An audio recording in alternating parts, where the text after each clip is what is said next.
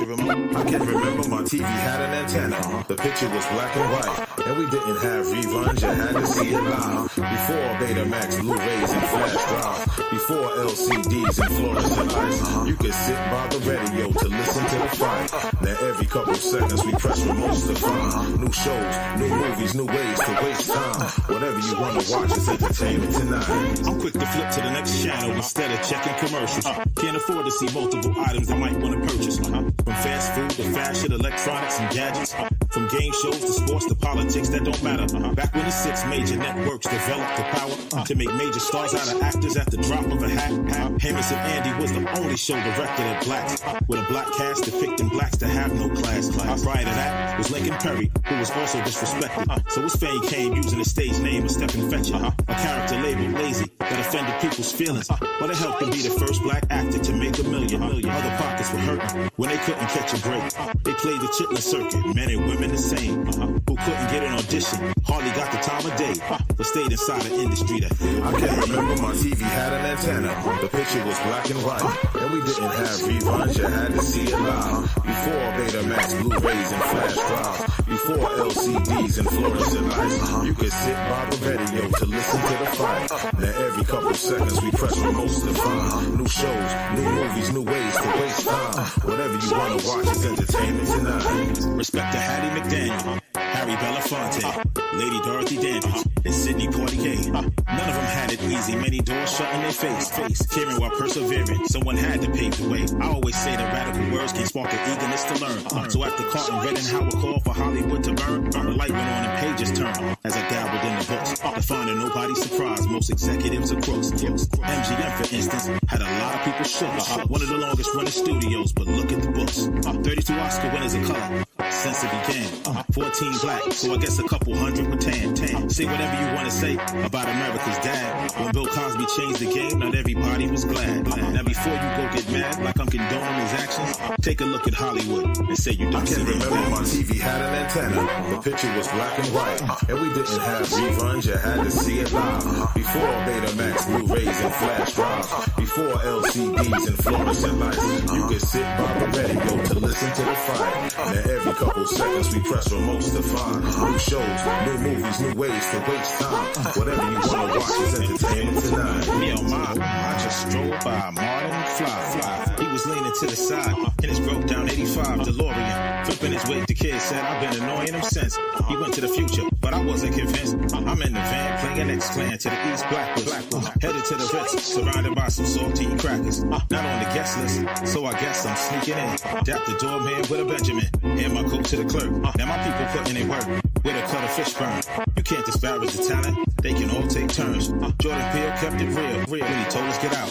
And ever since Daniel Kaluuya been holding it down. Now it's a fact, anything grind is the talk of the town. Now it's a fact, anything grind the studios come around. Now it's a fact, anything grind makes paper that's green. Now it's a fact, you were entertained. Look at I can remember my TV had an antenna. The picture was black and white, and we didn't have reruns. You had to see it live. Before Betamax, Blu-rays, and flash drives. Before LCDs and fluorescent lights. You could sit by the radio to listen to the fight. Now every couple seconds we press remotes to find new shows, new movies, new ways to waste time. Whatever you want to watch is entertainment tonight. You can join the mainstream way. You can join the mainstream way. You can join the mainstream way. You can join the mainstream way. You can join the mainstream way. You can join the mainstream way. Or get down with this movement. Or get down with this movement. Or get down with this movement. Or get down with this movement.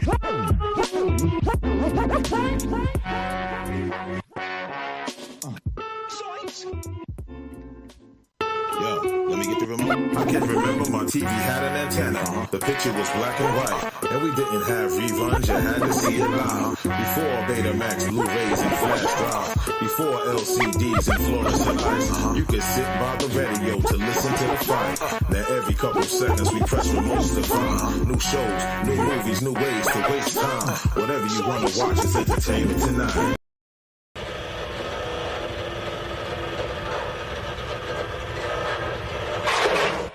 talk to myself cause there is no one to talk to. Stay in my room cause there is nowhere to walk to. Didn't even go outside, too many times chilling. I stay home writing poems, looking at the ceiling. Don't nobody call, no one cares how I'm feeling. Don't bother getting bothered, people got a lot to deal with. Hearts need healing from emotional scars, but it's hard moving on when you're trapped behind bars. I wanna see the warden, I need a cell with a window. I can't recall the last time I felt the wind blow. The cell is my mind, the window is opportunity. The window teach you how to deal with living under scrutiny. There's nothing you can do to me, I just got jumped, son. Me, myself, and I said I was being a punk once, and that's all it took. Now I'm sitting down in solitary. I told the guard, yo, my action wasn't voluntary. These bars are talking to me, giving restrictions, as if there ain't enough room. Locked in this prison, they mock my religion, and I'm not supposed to lash out. Every time I spit around, they treat me like a cash cow. Behind that dark cloud lies a silver lining. The man is much better than no one willing to buy it. See, I'm fighting me, myself, and I inside of an arena. Made a great matter, making sure nobody's defeated. Hold your head high, keep in mind, pride can be your downfall. When it's more than self-esteem and you let it define y'all. Know you're worthy, stop stopping at 7:30 and get out your own way. There's a lot more to the journey. I talk to myself cause there is no one to talk to. Stay in my room cause there is nowhere to walk to. Didn't even go outside, too many times chilling. I stay home writing poems, looking at the ceiling. Don't nobody call, no one cares how I'm feeling. Don't bother getting bothered, people got a lot to deal with. Hearts need healing from emotional scars, but it's hard moving on when you're trapped behind bars. After being sentenced to serve 3 consecutive 16s without a hope of parole or good behavior to switch scenes, surrounded by these liars who talk tough. I was a Richard Pryor till I learned which way's up. Transported in handcuffs, hobnobbing at the bottom. No visitors, no calls, no presidential pardon. The party isn't popping when you're out of control. No free will at all, and you gotta be told. My mind keeps telling me no, but my body says yes. Yes. My mind keeps telling me no, but my body says yes. I'm isolated, here is insulated on 3 floors, broken to 4 parts. I examine the bars to be strong, give no slack, hold anything back. But exactly how long depends on how you react. See, I've been trying to escape, but the lock won't crack. I was trapped on the first floor, what I learned on that. And so a man think it socially be, you put it out there. Get up or you'll get stuck in that emotional wheelchair. I talk to myself cause there is no one to talk to. Stay in my room cause there is nowhere to walk to. Didn't even go outside, too many times chilling. I stay home writing poems, looking at the ceiling. Don't nobody call, no one cares how I'm feeling. Don't bother getting bothered, people got a lot to deal with.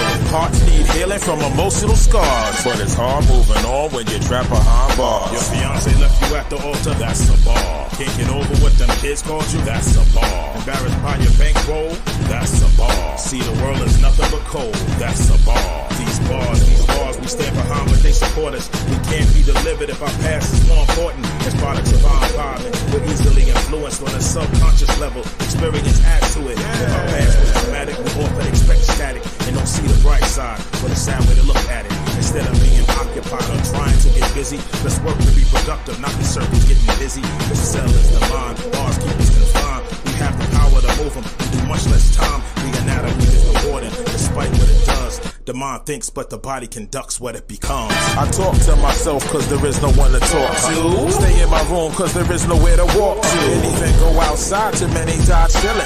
I stay home writing poems, looking at the ceiling. Don't nobody call, no one cares how I'm feeling. Don't bother getting bothered, people got a lot to deal with. Hearts need healing from emotional scars, but it's hard moving on when you're trapped behind bars. I talk to myself cause there is no one to talk to. Stay in my room cause there is nowhere to walk to. Didn't even go outside, too many times chilling. I stay home writing poems, looking at the ceiling. Don't nobody call, no one cares how I'm feeling. Don't bother getting bothered, people got a lot to deal with. Hearts need healing from emotional scars, but it's hard moving on when you're trapped behind bars. What?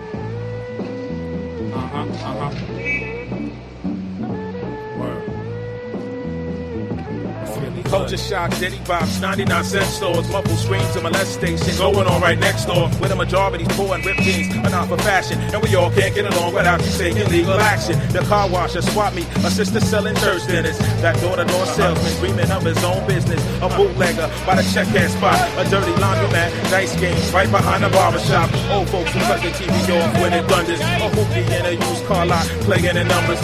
Bingo night, OTB, illegal cable, rent a center, working off the books. Flaming disabled, graffiti and gold fronts and arm covered in tattoos. Rims on an ice cream truck, a lot of bad news. It's got somewhere the ghetto is, avoiding your relatives. Racial profiling, where nobody's smiling. Long Island, come on. Hood on the block where you live.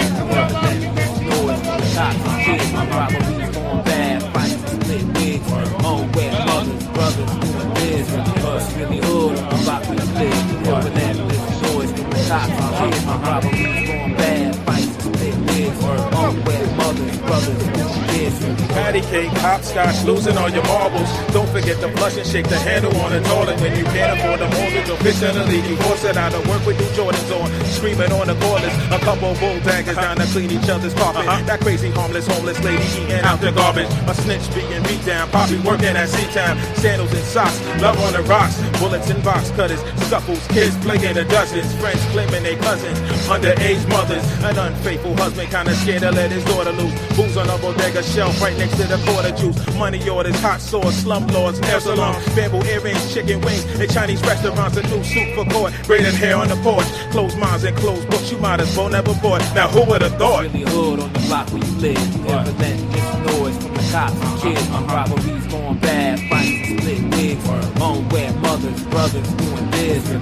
Really hood on the block where you live. Never let this noise from the cops and kids. My robberies going bad. Fights, split wigs, own wet mothers, brothers doing biz. It's another brother out of work who couldn't pass a piss test. A can in a brown bag, that battered fluid you chill with. It's drinking sugar water, a life snatched in an instant. A crowded street void, one willing to say who did this. The echo of a siren that's constantly in a distance. Working with corns in your toes and hands full of blisters. No cigarettes for 25 cents, we call them Lucy's. We're farting in the tub, the closest thing to a jacuzzi. Where women wait with no recollection due to a roofie. A hoochie on a handball court, empty pockets, a backpack full of spray cans ready for bombing. It's white beaters, boom boom shorts, Asian pains. The nerve to use a layaway plan on a fake chain. A mother's tired legs full of varicose veins. Where most folks are so broke, we try to match with our stains. Where most folks are so broke, we try to match with our stain. But I won't complain. Hood on the block where you live. Never let this noise from the cops and kids. My robberies going bad. Fights, split wigs, own wet mothers, brothers doing biz. Here for another one, y'all. Beats Rounds of Life.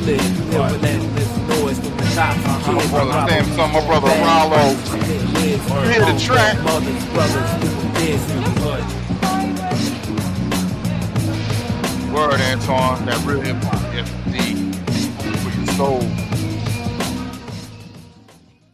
Man, we back for another one, episode 4, Beats, Rounds, and Life, Samssun, Djaytiger. We got our brother Ralo in the building. Yes, sir. Peace. Salute. Can you hear me? Yes, indeed. Oh, nice. What's good, Yeah, my brother? I'm good, man. You taking me back, playing that's what's really hood. I remember that. Yeah, man. Yeah. That's I was good like, joint. I saw that track. I said, yo, it's only fitting I throw that one on since we got Yeah, you here. That's a good joint right there.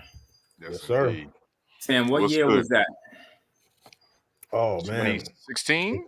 it came out 2016, but it was before that. Yeah. Right. Can you hear me? You can hear me good?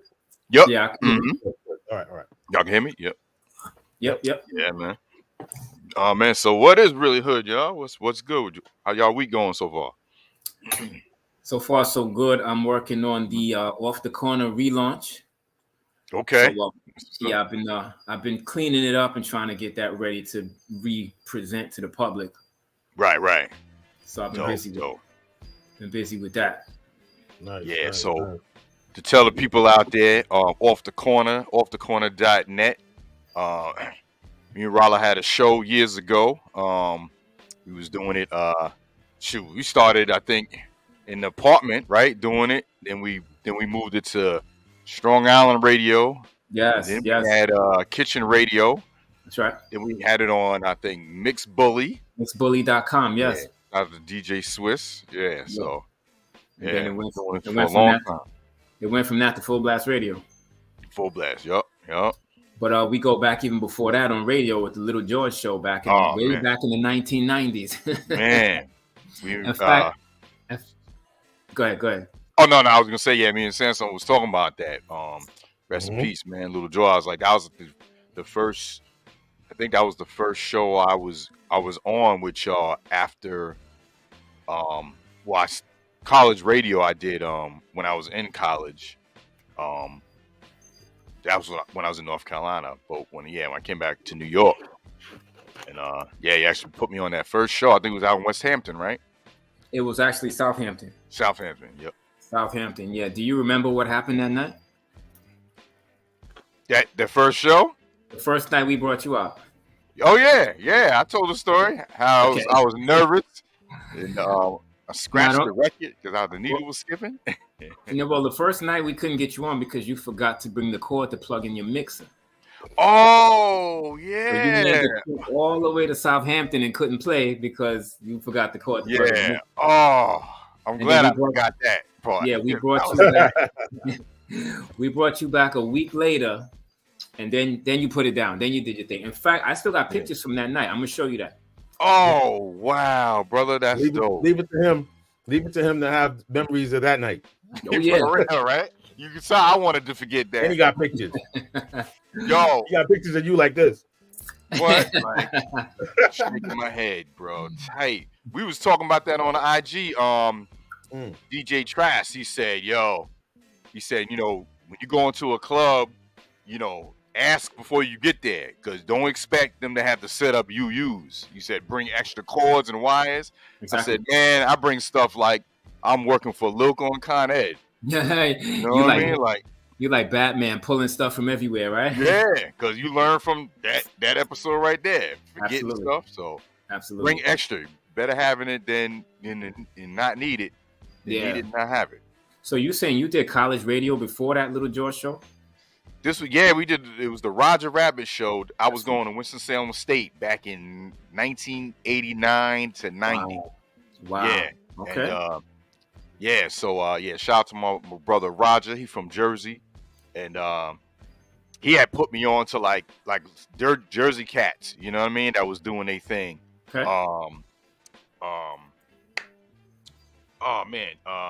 Not Poor Righteous Teachers. No, not Poor Righteous Teachers. They were from Camden. Camden. They I think Marley Marl produced their first track. What was the name of that group, Sam? They had the joint So Damn Tough, the Curtis Blow joint. He was cutting that shit. I'm blanking on the name. You're gonna make me get on YouTube now.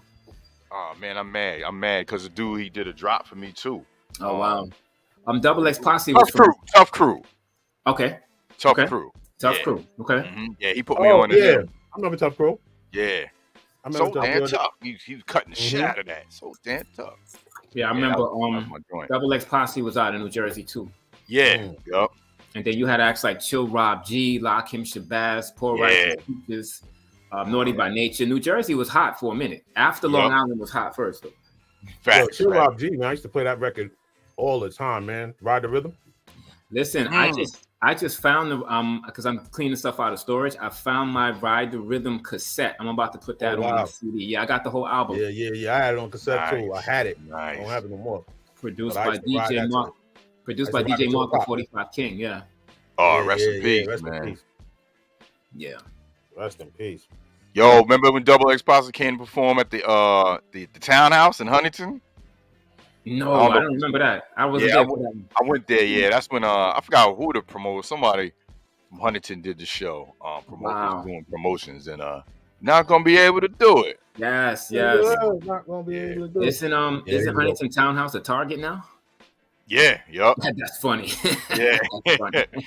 Yeah, they got rid of that. It was a wrap. Yeah, that's funny. That's when you saw times was changing. Like when it wasn't being used anymore. They was probably losing money. So yeah, of course. That's acres of space too. It had a big space. Yeah. Wow. Huntington Townhouse. That's going back. Memories. Yeah. They had I think Brand Nubian came and performed. They had a hip hop concert there. I think it was Walter Edwards.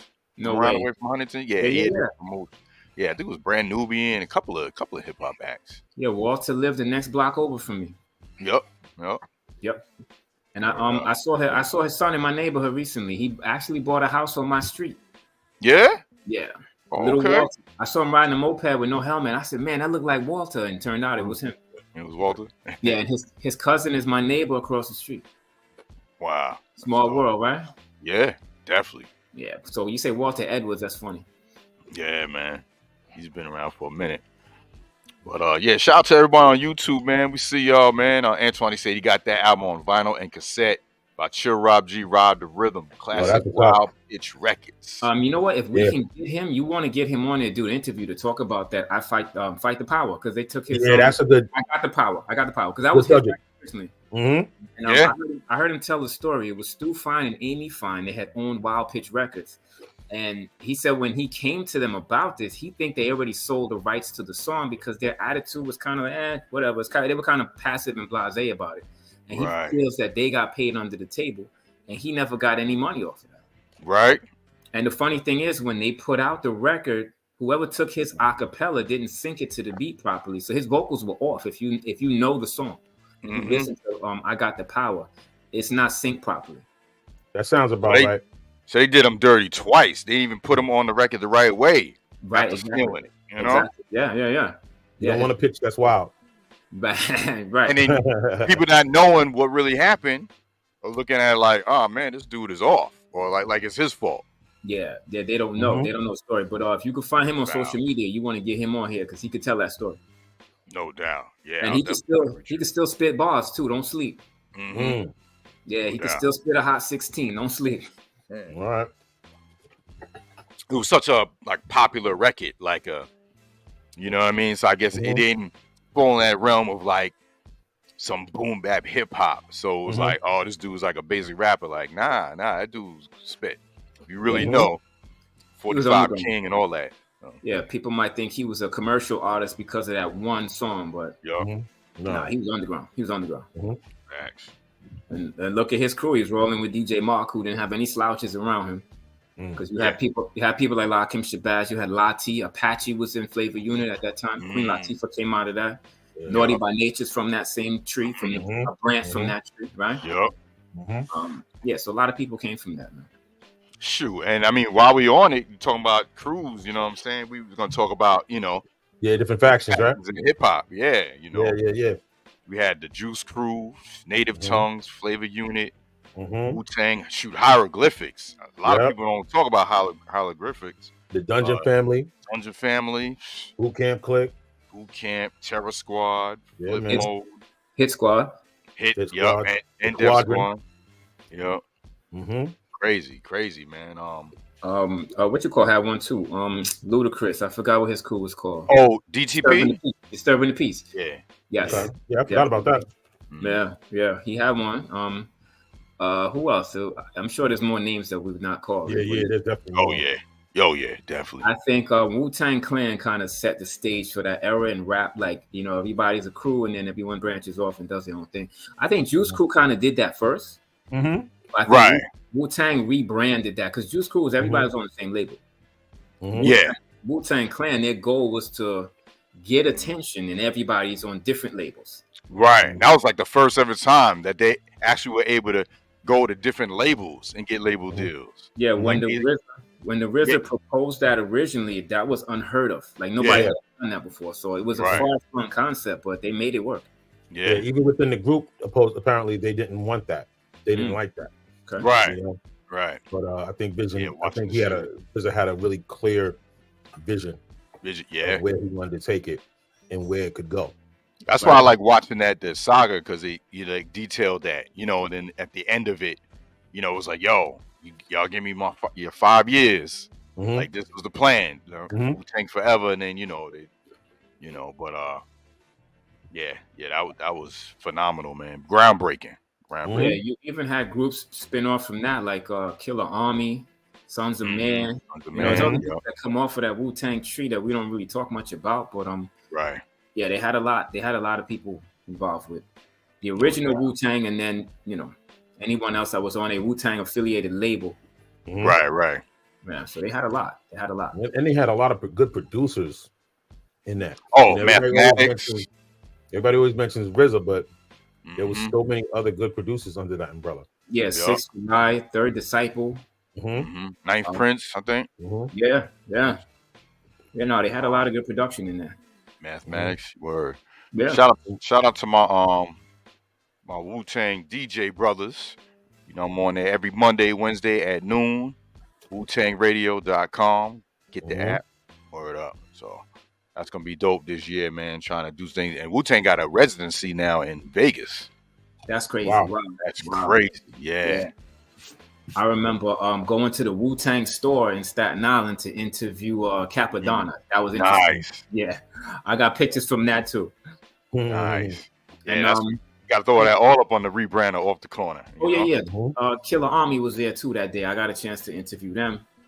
Nice. But but that's another thing they did. The Wu-Tang store. Whoever did that before them, you know what I mean? Yeah. Right. Naughty by Nature had Naughty Wear, but they didn't take it where Wu-Tang went to another level, you know? Yeah, it seemed like, whatever people did before Wu-Tang, it was like Wu-Tang like expanded it, like on another level. They elevated it. They took it to a higher degree. Yeah. And still kept it authentic, you know? Speaking, going back to Wu-Tang, man, MCs, we touched on Jizza the last time. That's what I'm thinking about. Can't forget about Killer Priest. Killer Priest. Killer Priest, that's right. Imagine a project of Killer Priest and Jizza together. That'd be crazy. What that would sound like. I think that would be crazy.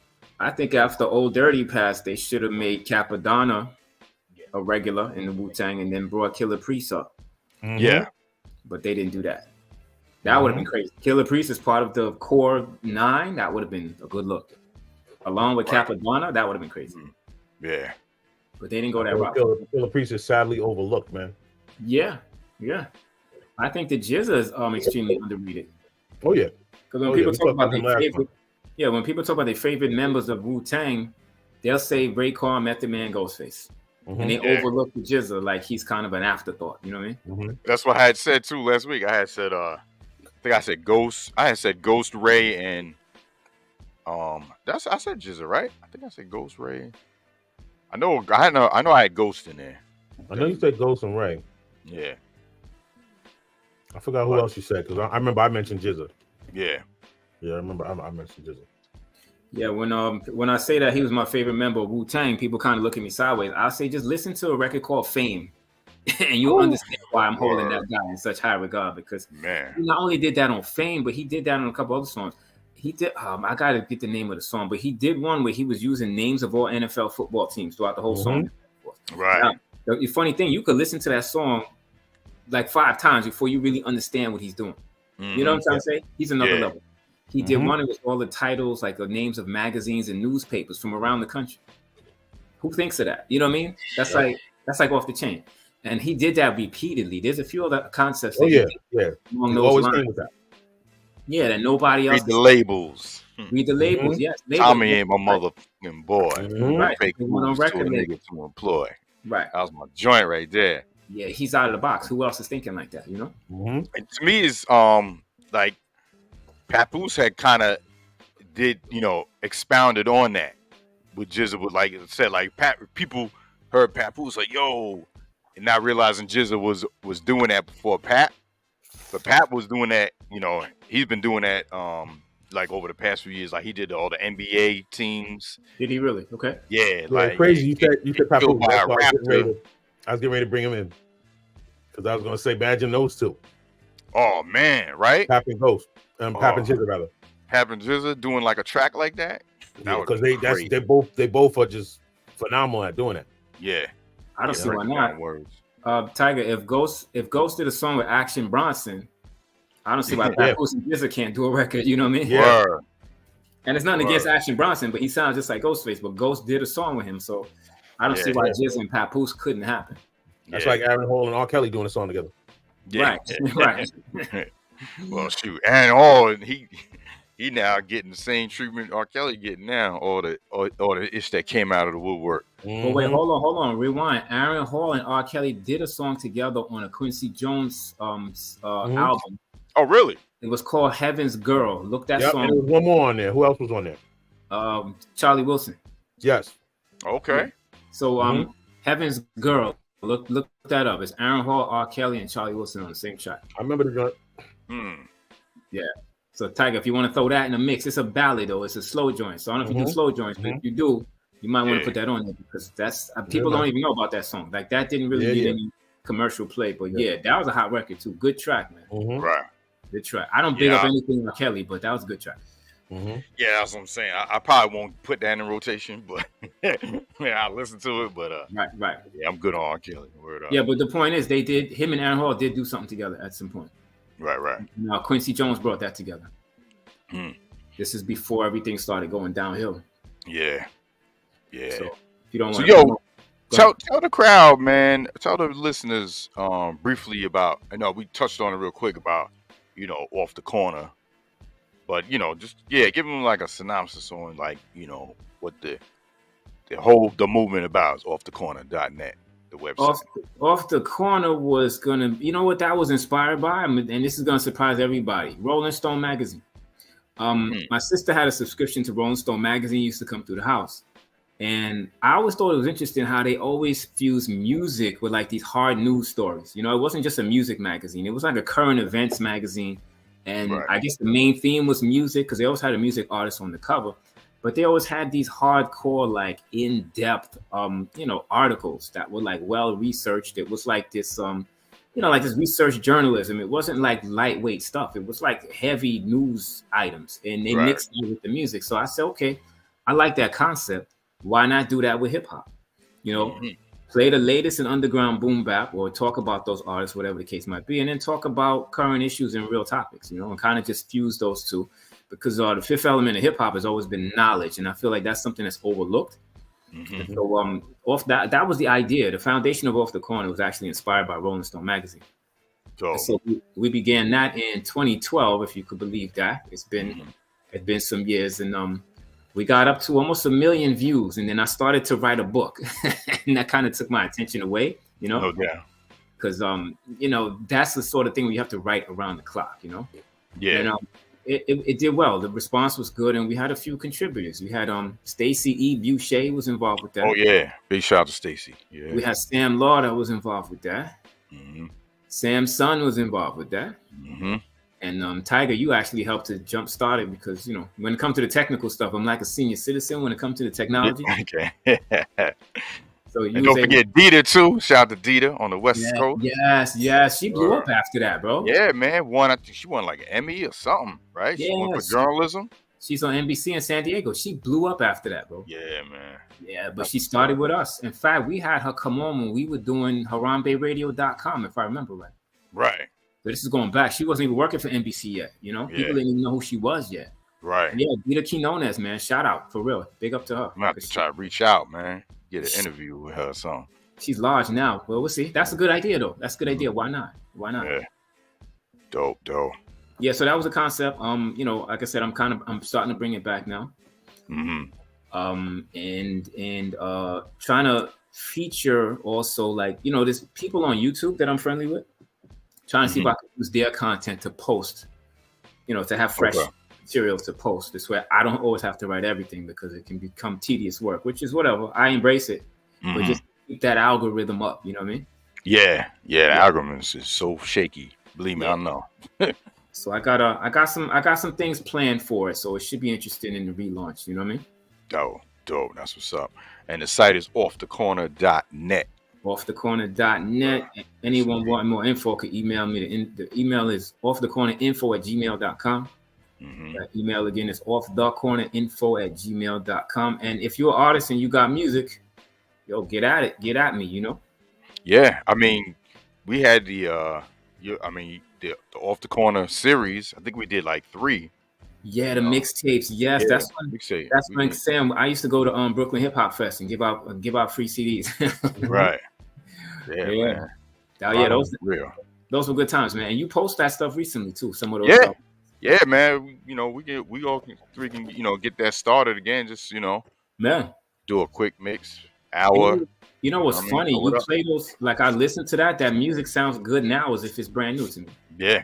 Right. Yeah. A lot of those songs, I mean, they were good. They were good records, but they weren't like big, Right. Maybe, but they didn't have commercial success. But you play those CDs now, that's like brand new music. It sounds good. Exactly. So especially when all the trash is out. So we make good choices. We handpicked every song on those discs. And yeah. We made good choices, man. That's important. The Kid Daytona. I I thought he was. He sounded like Memphis Bleak. His yes, voice, yes, kind of like actually sound like Ghostface. Yeah, but yeah, he's dope though. Yeah, and then there was what's the guy out of Queens? The homeboy Sandman. He was really dope too. He was on one of those. Yeah. A lot of good artists, man. Mr. Complex. One of his songs was on there. Mm-hmm. Yeah, it was good stuff. Sky Zoo on there too. Sky Zoo, Nitty Scott. Nitty Scott, yeah. Yeah. Have you seen Nitty Scott lately? I have not, no. Yeah, she's she's still doing her thing, but she got into more of like I don't want to be disrespectful with the comment, but it's I don't know, it's not what she was doing. Put it that way. It's not boom back anymore. Wow. Yeah. Okay. Yeah, so that's bad. Well, whatever. If you brace like how you really feel you are, whatever. But I was just like, oh shoot, kind of threw me for a loop. Yeah, well, it's a business you're trying to cake up. I remember when Nas did his second album, he did "If I Rule the World" with Lauryn Hill. A lot of us were disappointed by that record. That was a commercial record. I can't front and be like, I was really feeling that, especially from Illmatic, and it was written. And what's crazy is a lot of people like it was written better because they felt that like it was wholly better than Illmatic. I guess because Illmatic was it was kind of like they didn't get on the scene with Nas until it was written, because obviously he got more radio play. But I would never ever say that album was better than Illmatic. Ain't no way in hell. No, Illmatic is a classic. It stands alone. And to me, I like it was written over time. Okay. You know what I mean? But like I said, during its years when it was out, I was like, there was a few cuts on there, like Give You Power, Watch Them Niggas, The Setup. But over time I grown to like it more, but nothing touching Illmatic. Yeah, If I Rule the World sounds better to me now than it did when it came out. Yeah. And maybe in my subconscious mind, I'm comparing that to commercial rap, but it sounds better now than it did then. But I originally hated that because it was a Curtis Blow hook with Houdini. With the friends. Houdini. Yeah. Kind of like simple, right? Like it was. Yeah, that was it was too easy. It's like how you do something that says it's too easy, Yeah. It was hit intention. Right. Yeah. It was intentionally made for the radio. Yeah. Because a lot of what makes a hit, what constitutes a hit, is familiarity. That's right. And all the concepts of that song, every part of that song was familiar. So on an unconscious level, it's going to make the listener just gravitate to it because, this is familiar. And I love that song. Oh, I love that song. Lauryn Hill. I love that song. Putting her on the song at the height of when Fuji was hot. Popping. Yeah, everything about that said we want to hit. Yeah. So I also did not like the song when it first came out. Yeah. It took a while. It took a while to grow on me and appreciate it for what it was. Right. But it's a business, and he's trying to get money. The first album, I guess he didn't make what he should have made. Being a hardcore lyricist, so he kind of went another route. And think about his first album. He probably wasn't thinking that. He just like, I'm spitting lyrics. I got the illest dope hip hop producers, Pete, Primo, Large Pro. You know what I mean? Like, I'm just gonna put this out. 10 tracks. He ain't thinking about radio. He just like, then it's like you said, after that, then it's like the label's like, okay, now we need the radio hit. That's right. That's right. Exactly. So you have to go that route. Yeah. The other album too, man. I'm not gonna lie. When they said, that he fell off because that was the height of Rockefeller and Jay-Z, the Nostradamus joint.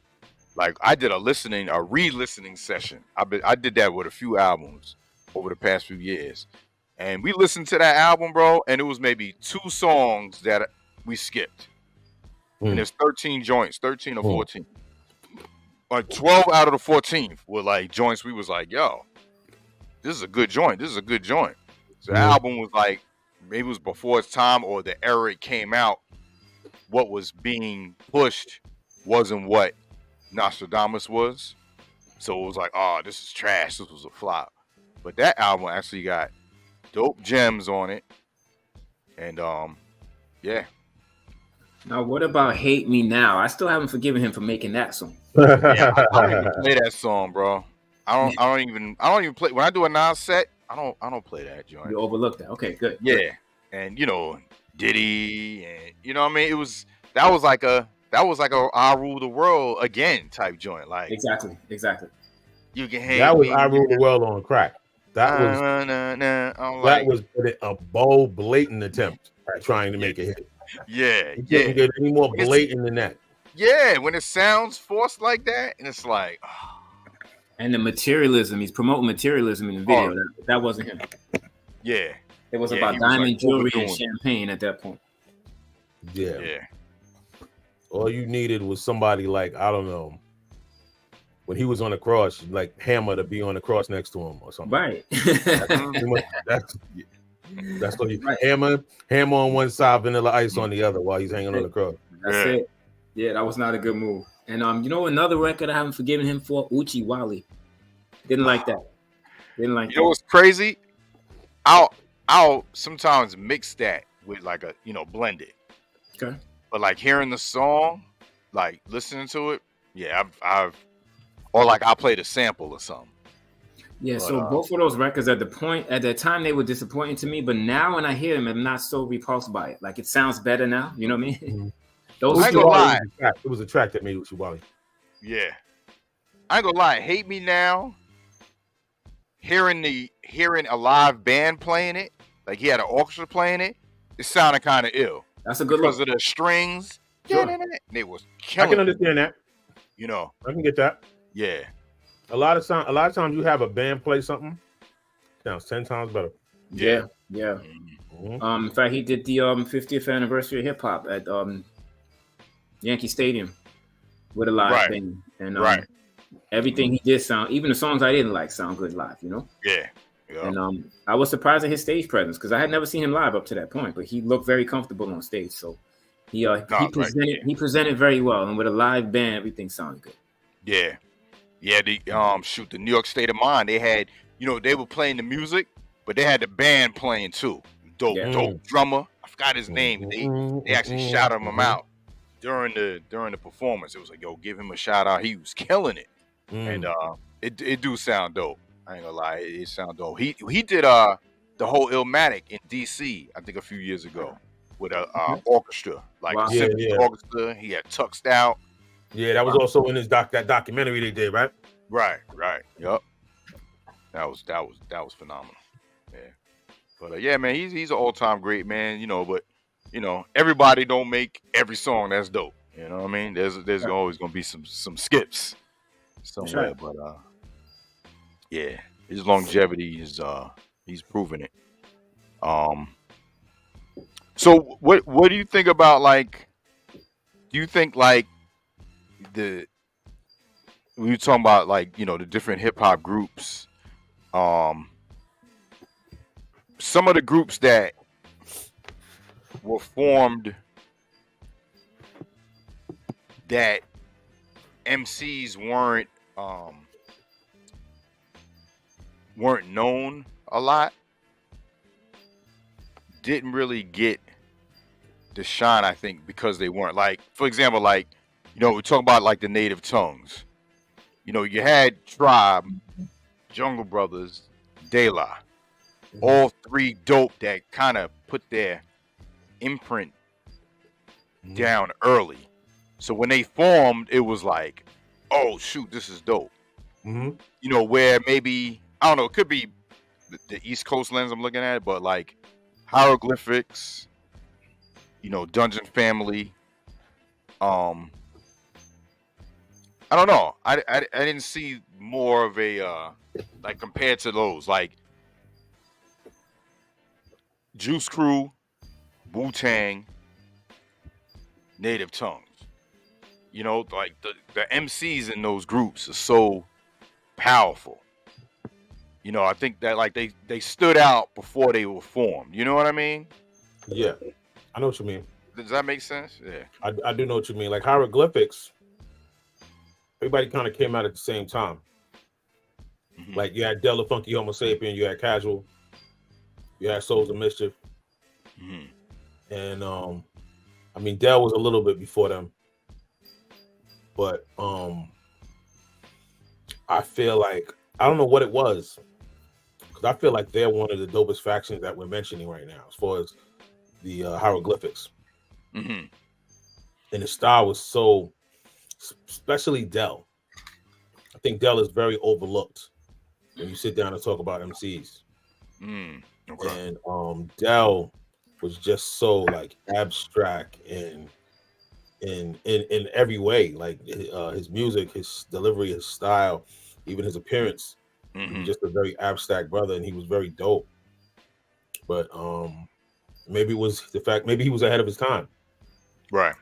I like the fact that Dell was very simplistic but very intense at the same time. It's kind of hard to explain. And he dealt a lot with subjects. You know, some people rap just to be rapping.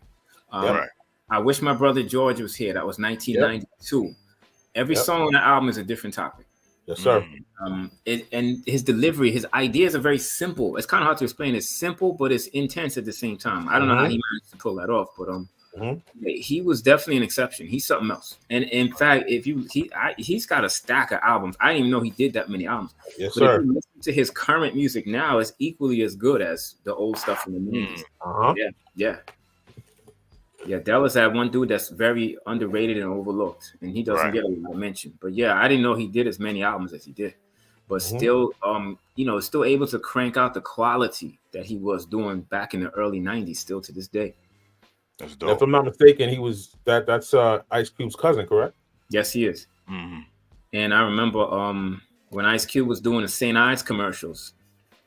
Some of those tracks for the St. Ives commercial ended up on Dell's first album. I don't know if people realize that. I remember one of them did. I didn't know if there was more than one, but I know one. There was more than one. There was at least two that ended up on his album that Ice Cube used for a St. Ives commercial. Yeah, that one that yes, that was that one. was crazy, man. That was one. Yeah, that was one. That was the main one. There was another one that was on that. I'd have to listen to it again, but yeah, I'm surprised they did that. But you know what? A lot of people didn't even realize that. You know, like I think it's funny. So many people used. I'll be right back. Bob James, not Nautilus. What's the other one? Take Me to the Mardi Gras.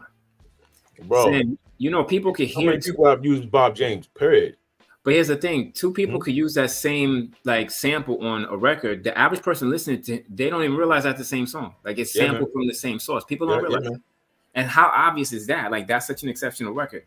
How obvious is that? Like people could listen to two songs that sample that same thing and don't realize it's the same thing. How could you not realize it? But what are they listening for? Are they just listening? Do they appreciate the music, or are they just looking for a sample? That's the thing. Most people don't even listen to the music. The whole joint. Yeah, most people don't even listen to the whole song. Yeah, they don't hear the point that they want to use and stop the record. And it's like, bro, there's so much more to the music, to the song. Like, what are you doing? Yeah, I remember I was sitting around. I was at a cookout years ago with a few people, and Gina Thompson, the Things You Do remix, used that same loop. And I pointed out to somebody that that's the same loop for this other song. They were like, "How do you know that?" Like, I didn't realize that. Like, how do you not realize that? You know what I mean? So on Mardi Gras? Mardi Gras, yes. Yeah. Oh yeah. I'm saying, shoot. I'm saying the average person could hear two songs using that same sample and don't realize they listening to the same thing. Yeah. That's because they don't listen. They don't. But you know, you got to have an ear for it. Like, so for example, the three of us here now, if we hear a record and they chop up Impeach the President drums, we would know that that's from that loop. They didn't loop it, they chopped it up. You still know those drums. You got to have an ear for that. You know what I mean? It's like any music. If you had a customer drums too, absolutely. If you if you don't listen to classical music, it all sounds the same. If you don't listen to jazz, it all sounds the same because you don't have that ear. You know, a lot of people don't have the ear. Somebody use Melvin Bliss, synthetic substitution. Oh yeah, drums are standing out so much. Yeah, you and I will know that even if they chop it up, but the average person listening, they don't know what that is. Oh yeah, like Primo did in Code of the Streets.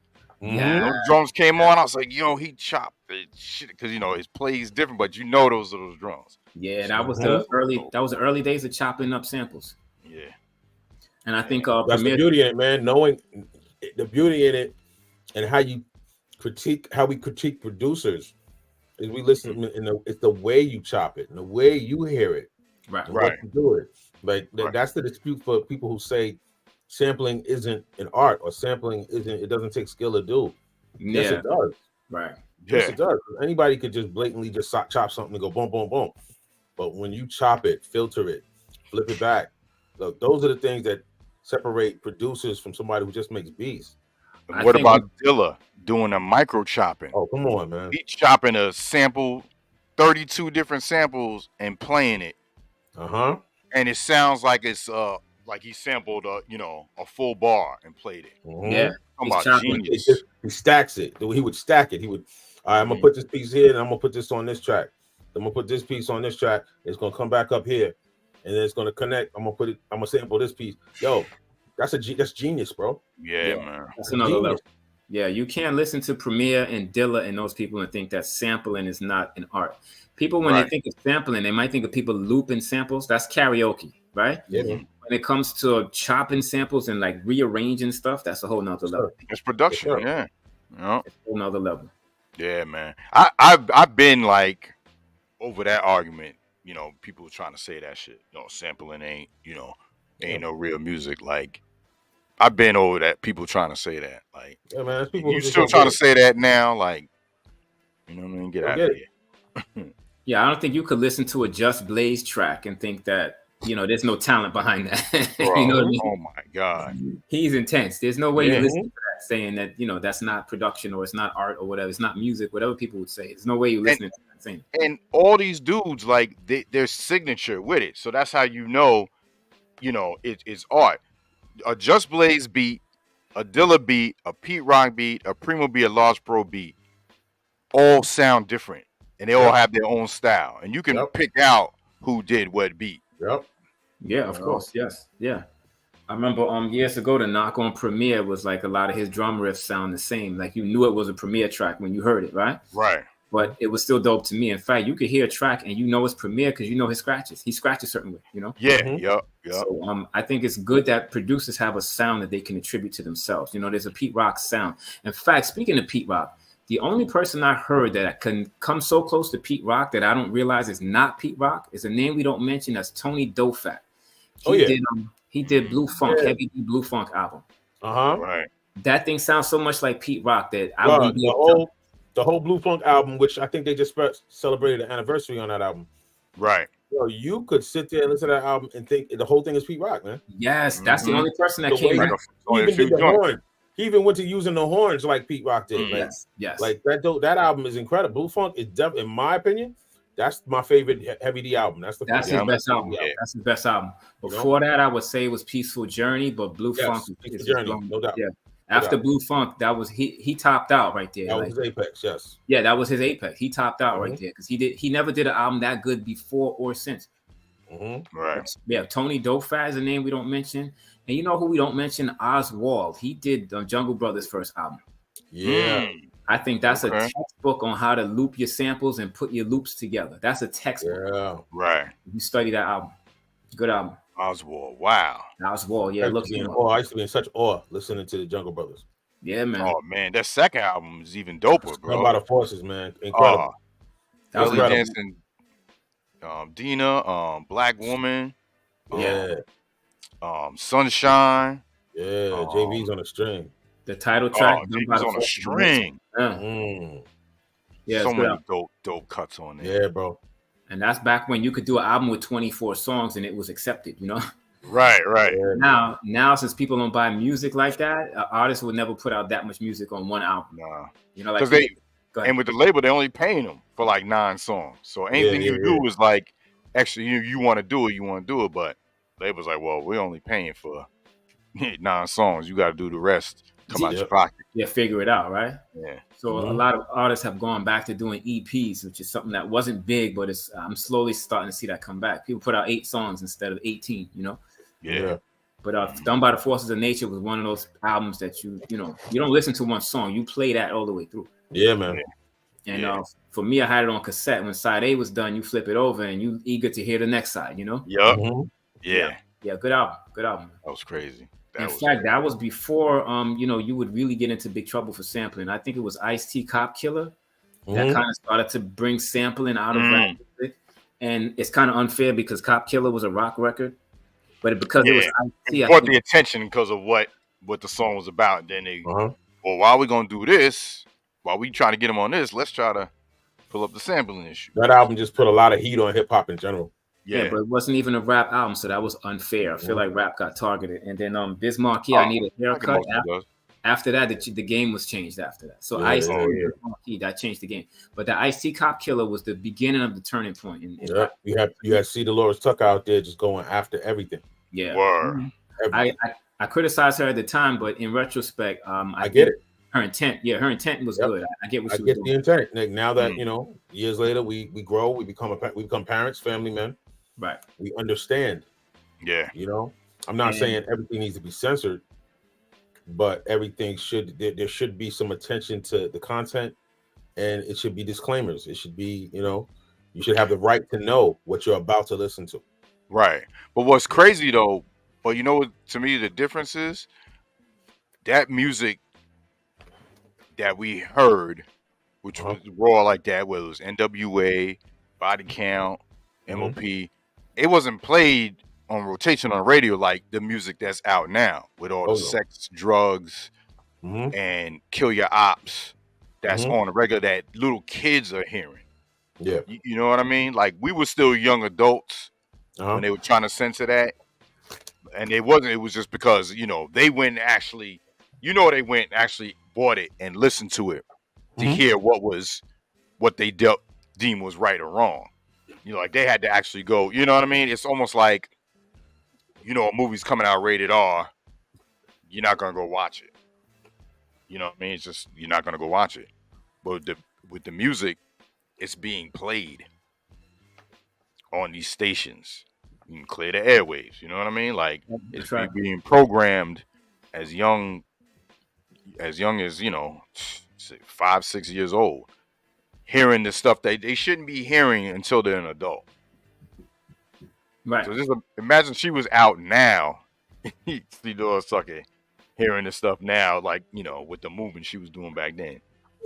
Well, the problem then was, certain people's daughters and sons were listening to it. They would come home and find their kids listening to it, and that was the problem. It was okay if they listened to it, but not in my house, not my kids. Oh yeah. That was the problem then. Yeah, you're right. Shoot, Rich Pryor said that years ago. He said about the drug epidemic. He said you drive by neighborhoods like, oh damn, look at Tyrone. Then you get home and Chester's in the room. Oh, now it's an epidemic. Like, it's an epidemic now. Now we've become so desensitized. We become so desensitized. Yeah. That it's buffoonery. Yeah. So the buffoonery is okay, it's acceptable. They're just jokes anyway. Because we've made mockery of ourselves so much that it doesn't even matter anymore. They're just doing what they do. Facts. So when you get that, I think that's even a worse state of mind, because now where is the line? Where's the line? Where is the limit? It keeps getting moved. And justified, I'm not saying these things like that, you don't have the right. You have the right to say, music is music. That's what it's for. It's for creative expression. So you have the right to say whatever you're going to say. It's just know the consequences behind. There should be a disclaimer at all times. Or just know what you put out there is going to get a reaction. Oh, yeah. Positive or negative. So I was just watching on Vice a couple nights ago. On Vice, they have this new series called 9 Lives. And I was watching the Dave Chappelle 9 Lives on Vice. They talked about his so-called downfall, which I really don't look at it as a downfall like everybody else does. When he left Comedy Central. Oh yeah, I don't look at that. Went to Africa, all of that. There was no downfall, bro. He left 2 seasons. He didn't want to play the Hollywood game. Right. Get away from all this. They offered him $50 million. It shook him a little bit, but at the end of it, he comes back. It's a $60 million deal with Netflix to do what he's doing. For less work, he got $60 million. But then the attack came when he started speaking out and making jokes about the alphabet community. Yeah, there we go. I was getting ready to try to do the LB. I was like, I'm not gonna remember all the letters. I'm not gonna remember the letters. Yeah. But yeah, he started having jokes about that. And that's when he Which started. Is stupid, bro. Like, y'all can't be joked on. Like, my thing comedy is comedy. And that's where I was just getting ready to go. He takes a hit on that, but my thing is like, where all of a sudden, why is that the limit? Yeah. Why is that the line you don't cross? Yeah. You talk about your own people, it's cool, right? You talk about black people. Degraded, we can be whatever. Yeah. You could still, there's certain channels where the N-word is not censored on television. Bro, on YouTube, you can say the N-word all day. So, but once you say something about them, your channel is cut, or your Instagram is deleted, or you know what I mean, you're blocked. Why is that the limit? Yep. When they have no limit for that. And what I mean by no limit for that, I could be watching a family program with my kids, and every commercial, there is same sex or somebody who's transgendered, and I have no ill will towards them. But I shouldn't have to watch every program and explain every commercial to my kid. Word. There's a certain time. It should be a certain time, place. Oh, don't you remember that? It was used to be after 8 o'clock. Then they would show certain things. Now it's all free for all, bro. Day long. It doesn't matter what time of day. Yep. And I turn around and my kids are looking at me with the weird face, like, Daddy, what I just see? Because it's ad money, bro. They don't care. They don't care about society going down, as long as they can cash that, bro. And nobody can say that you don't exist. Nobody's saying that. Yeah. But my thing is, when you push an agenda in front of and yes, I'm calling it an agenda. When you push an agenda in front of everyone's face all day long, and saying you have to like it, don't expect it not to be talked about. Yeah. Sometimes in a positive way, sometimes in a negative way. Yep. Don't expect it not to be discussed. And sometimes the way it's going to be discussed, you're not going to like it. Oh, well, I don't like seeing it all the time and having to explain it. My bad. I was texting Ralo about his battery died. That's all good. He had to go anyway. But all yeah, good. Shout out to Ralo, man. Yeah, man, you're right, man. That's what kills me about that whole thing, man. And I know you heard the news, about the tunnels and stuff, right? Mm-hmm. They found and everything. Think if that was any other race that had those secret underground tunnels, what would have happened? Oh man, there's some terrorist thing going on down there. Or there's some, you know what I mean? Come on, man. Like that thing happened, and then it was like that, like wasn't no major news. Let that have been us. Let that have been people from Saudi Arabia. For it was under there. For certain people, it's not major news. For certain people, that's going on. That's what it is. That's what it's been. And if you're not a part of it, so what? Yeah.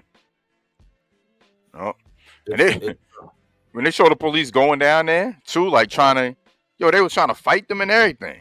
I was like, it's just I mean, hey, if you have that, or I guess that mentality in you, hell, nothing's gonna happen to me. I guess you can fight the police without worrying about getting a slug. Yeah, in your back. It's called double standard, bro. Yep. Double standard. We not in our best day. I don't care if you got your church. I don't care if you got your clergy collar on. All right, bro. Back talk the cop. I'm trying to fight with the cops. See what happens. It ain't gonna end the same way it did for little Jeffrey over there. So Jeffrey might be able to cuss him out in the street. You look at him wrong if you want to. I've seen so many videos of that, bro. I just sit back and laugh like, yeah, man. Yo, this dude is actually pushing the cop, cursing him out. Yeah, man. Dude did not pull his gun out one time. Yeah, man. Black dude got a wallet, got shot 41 times. And they're bringing back America's Most Wanted. Oh, I saw that. I saw that the other day. I was like, wow, okay. Oh, he's back. America's Most Wanted. He's back. So, yo, getting back to the well, not getting back to it. This is a big topic, man. Let's go. Let's get it. It's actually a segue to what we were saying about how they feel they can do something, get away with it. Generational wealth. Oh yeah. We're watching this series called The Fall of the House of Usher. It's crazy, yo. It's great. We're down to the last 2 episodes, and it's got some supernatural thing to it, but it's not like a blatant thing. But you can tell it's something they did, so it's like karma, kind of. Okay. Coming back to them, and if the family's like gazillionaires, and like the kids, he had kids from like all these different women, and they all, they're all around. They're all doing different things and making sure like they're gonna be in the will, but but they're all nasty, bro. To people, you know what I mean? That rich, wealthy attitude. I'm above you, and they have that in them where if you have generational wealth, like your kids' great grandkids will never have to work. That's generational wealth. We're talking about Walmart money, Amazon money. And there's a certain arrogance and blatant attitude towards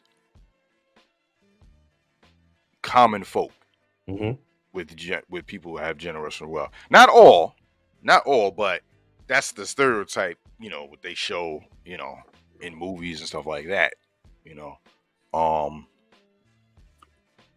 But I think the lack of us as a people having generational wealth is due to the fact that we weren't, we were denied stuff when we didn't have the rights. We didn't have rights as people. We was looked at as not even a man. Let me interject if I may. Let me interject if I may. If we're going to discuss generational wealth, you kind of got to go back to Africa. Okay. And let's not make every African out to be a king, because we believe, when you look at Africa, all black men were king. That is not true. That is not accurate. Oh yeah, definitely. But in the archives of our ancestors, we have our share of kings. And in the lineage of royalty on this planet, we were the first. Our people were the first. We were the indigenous people to this planet. Facts. So now after the slave trade, those that survived the pillaging, the kidnapping, they were brainwashed, they were dehumanized and force-fed information. And a lot of that tactic, as we know, was in the Willie Lynch letter.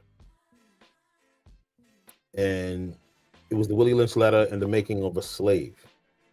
And it was delivered by William Lynch to an audience in Virginia in 1712.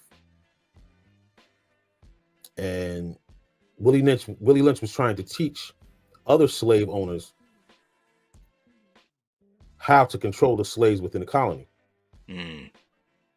One of the biggest tools of control is not only take away the financial independence, but to create a thought process of financial wealth being absurd, being unobtainable. How do you make a group not see the value in it, though? How do you make a group not see the value in being financially stable? Black Wall Street. There came a time years later in Black Wall Street where they had the emergence of a black community in Greenwood district of Tulsa in Oklahoma at the turn of the 20th century. If you remember that movie, that show, Watchmen. Yep. They had the movie first with Zack Snyder, I believe he did it. And then they had the TV show on HBO. Yeah, the HBO TV show with Regina King. Regina King. Regina King. She's dope, bro. And she's very dope, bro. She does the voice on the Boondocks, and she's very dope. She is phenomenal, yo. But that show hit it. I loved how they hit the Black Wall Street stuff. They hit it so like they were like, whoever wrote that show was like, I'm gonna give you some jewels, but I'm gonna hit you on the subconscious under the table. You're gonna think about it later.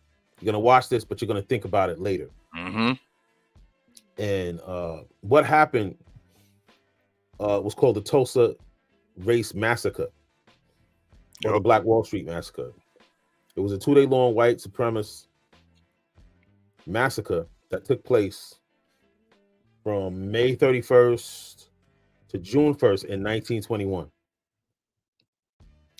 All those, because basically black people had built up an area. Yep. Yeah. They ain't need nobody else. This country was about to we were about to have that mind state of Marcus Garvey. We were about to, black people were getting ready from that area to expand and get to where we need to be, where we really should be now. Yep. But they saw that, and the attackers burnt and destroyed more than 35 blocks of the neighborhood. 35 blocks. The wealthiest black community in the United States. Think of how many blocks is 35 blocks. You go to New York City. 35 blocks. Yo, that's a small city, yo. Yeah, man. Like, I think people realize what they did to us. Yeah, man. And that's just after. That's not even. I didn't even go into the slave trade and the potential that was killed in the slave trade. You know, they talk about other extinctions in different races and different nationalities on this planet. And when they talk about them, they talk about thousands and thousands of people being killed. How about billions? How about billions that were killed, that died on their way here, and the people next to them were fed them. Yep, to survive. You sit next to a dude 2 days later, he's in your soup. Sick. Those are the things we had to go through. And I talk about these things because to break a culture, to break a people, to break a nationality, your history has to be lost. First of all, to not know yourself. That takes away your backbone. That takes away your culture. To not know yourself, to not know, where did my ancestors, who were my ancestors? What really happened? I mean, we know what happened, but to not be able to connect. We're of Africa, but not from Africa. That hurts. So it takes away even the thought of success. It takes away the possibility in some people's mind. Not saying that many of us haven't achieved, because all the excellence that's here in this world, if you trace it back, it traces back to a broken people. Who was us. And after that was done in Tulsa, what mind state the people there, the people coming out of that, what mind state did they have? They had fear. Fear is a powerful motivation, but it's a more powerful debilitator. To this day, our Black people seem to have fear of standing on our own. Look at the percentage of Black banks, Black hospitals, Black grocery stores. We don't got none of that.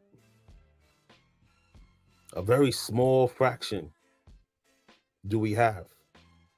So what are we doing? We're independent. We're still depending on not our own. We don't look to our own for anything. If anything, we frown at our own. Because we can't even walk down the street and smile at each other without somebody saying what he looking at or sucking their teeth or, you know what I mean? Yep. The mind state and the attitude. Yeah, man. So when you go that's back why it's foreign hearing people that do that and we're like, we're not used to that. When people are like, hey, how you doing? Or then you're like, oh shoot. Like that shouldn't be felt weird. That should be normal. Yep. When you said about us not thinking that we can't have our own, when we first moved down here, I was doing Uber going into these dope neighborhoods and people, I was delivering their food, open the door, Black person, Black woman, Black man, dope houses. And they weren't doctors, they weren't lawyers, or they were just working people like me. And it was like, I felt bad because I had the feeling like, oh shoot, like, oh man, we can have this too. Like, we should be able to have this. It shouldn't be a surprise to see our people like in a town that's like, not I'm talking about one person. I'm talking about an abundance of us having nice things. Like, why did I had that feeling that I'm shocked? That's crazy, yo. Yeah, man. And when we get wealth, why are we abandoning it? Excuse me. Yep. Sell it off. Yeah. We have companies like Johnson & Johnson. I was talking to my wife about Johnson & Johnson a few weeks ago. She was like, really? I'm like, yes, Johnson & Johnson was Black owned. Famous Amos cookies. Yeah, they did him dirty, but yeah, you're right too. I saw that story on that. Did him very dirty, but rebuild, keep it moving, pass it on, man. That's how it stays in the family. Yep. Shoot. Soft Sheen. L'Oreal brought that out in 1998. Soft Sheen was our product. Our product. Our hair. I didn't even know that. I didn't know L'Oreal brought them out. Soft Sheen. Sold to L'Oreal 1998. Black Entertainment Television. Oh, yeah. BET. Sold to Viacom in 2000 for $2.34 billion. How do we as a people let it go? Let go our channel. How is that fathomable? How is that? Yeah, we're gonna let them take control of what our people say. Trademarking the word hip hop. We didn't even do that. Yeah, bro. Check that out. That's one of the most powerful ones right there. I mean, you could go on and on down the list, man. Russ, you and I were talking about Def Jam. Yep. With it sold Universal, right? How do you let that go? Because of people they had in charge, culture vultures, and didn't really care about the culture. And I think the amount they let it go for was absurd. It was something like $220 million. It's nothing. That's nothing, bro. When you sit there and do the math, Rick Rubin sold his share for 120, and that was like around 96. Mm-hmm. And then Russell Simmons turned around and sold his share for 100 million. Yep. But then we want to point the finger and ask all these questions and say, well, why don't we have this? Why don't we have that? The ones that do have,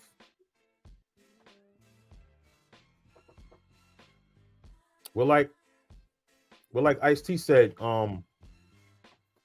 Ice-T said, black people, we're so still hurt from the echoes of slavery that when one of us gets a chance to step out of line and get some actual riches, not wealth, but riches, we can't wait to get a chain. We can't wait to get a car. We can't wait to get a house. They say, look what I got. Look what I was able to get. Mm-hmm. We're so stuck on that. Where the mindset should be, okay, I got this. Everybody doesn't need to know what I got. Yeah. But what I am going to do, I'm going to invest it. I'm going to flip it. I'm going to make sure that not only my kids eat, but my grandkids eat. Quiet money. Grandkids eat. And I'm going to teach everybody in my lineage how to flip it, how to spend it, where you're not going to work every day, but your money is working for you. Mm. But for some reason, that's a rare concept in our culture. Yep. We instead have the mind state that you can't, when you die, you can't take it with you. Of course, when you die, you can't take it with you. Mm-hmm. But don't you want those behind you not to struggle? Word. Don't you want your whole lineage to be it to be a little easier for each generation? Right. But what do? We die and we leave those behind us with all the bills. With the bills, yeah. We try to take care of you. Everybody's now scared. You die, everybody's scrambling to take care of you. Mm-hmm. Everybody's scared because you didn't have a plan, you didn't have a will, you didn't have nothing.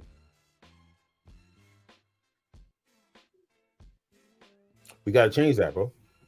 Yeah. We got to change that.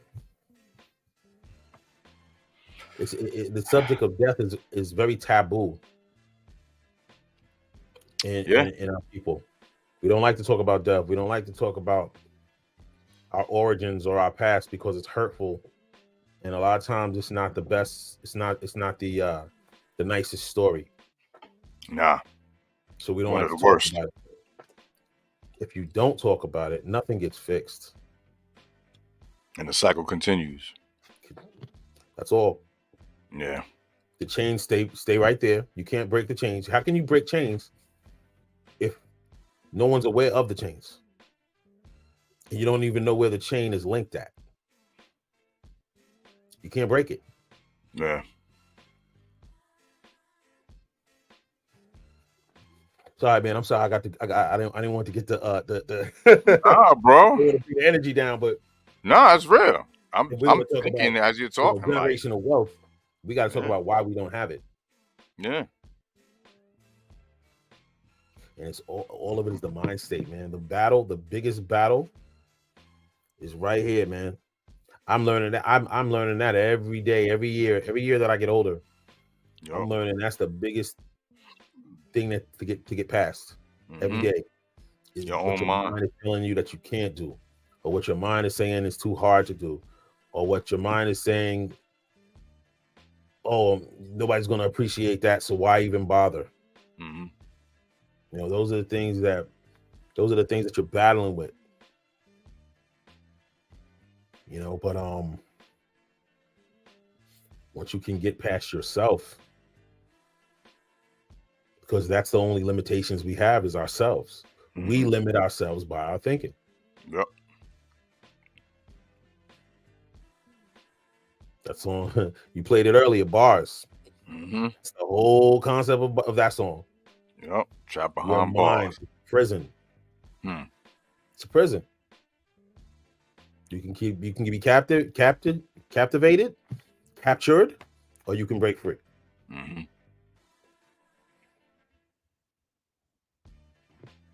It's real, bro. It's real. And, you know, connected with that, family, have family around you to I don't know, man, to help you through things too, you know, and not put added negativity, because just because it's family, that doesn't mean that everything is positive. There it is. You know, and it's that's a touchy thing too.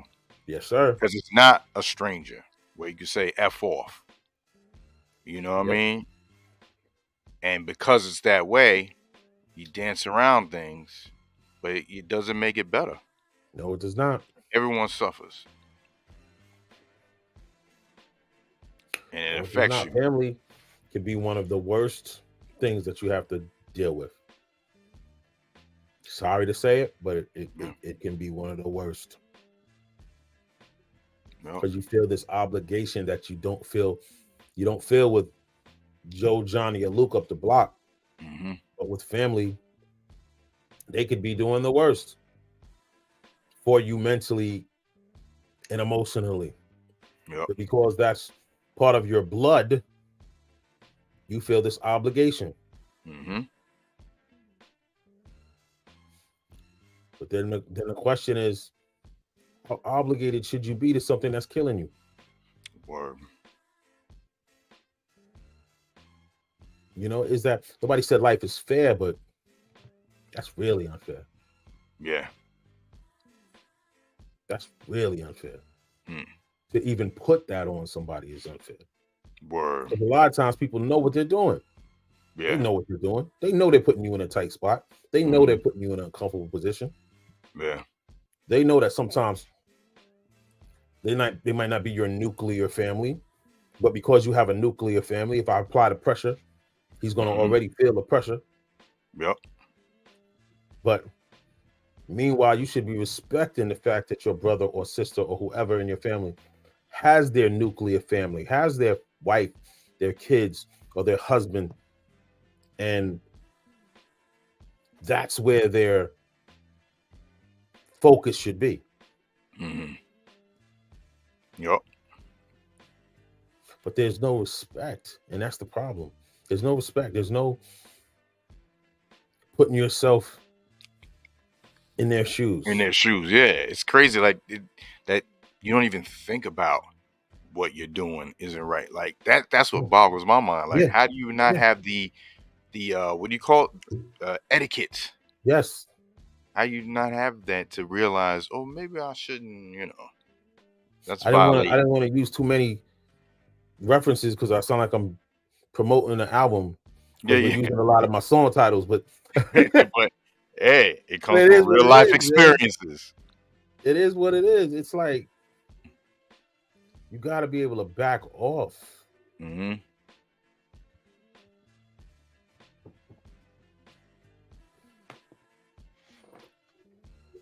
Yeah, man. Yeah, man. Let's change the tone, man. Let's change the tone. No doubt. Hey, man, beats, rhymes, and life, man. Life. It is. It's life. Day. It's life. Okay, crazy. You can have it more.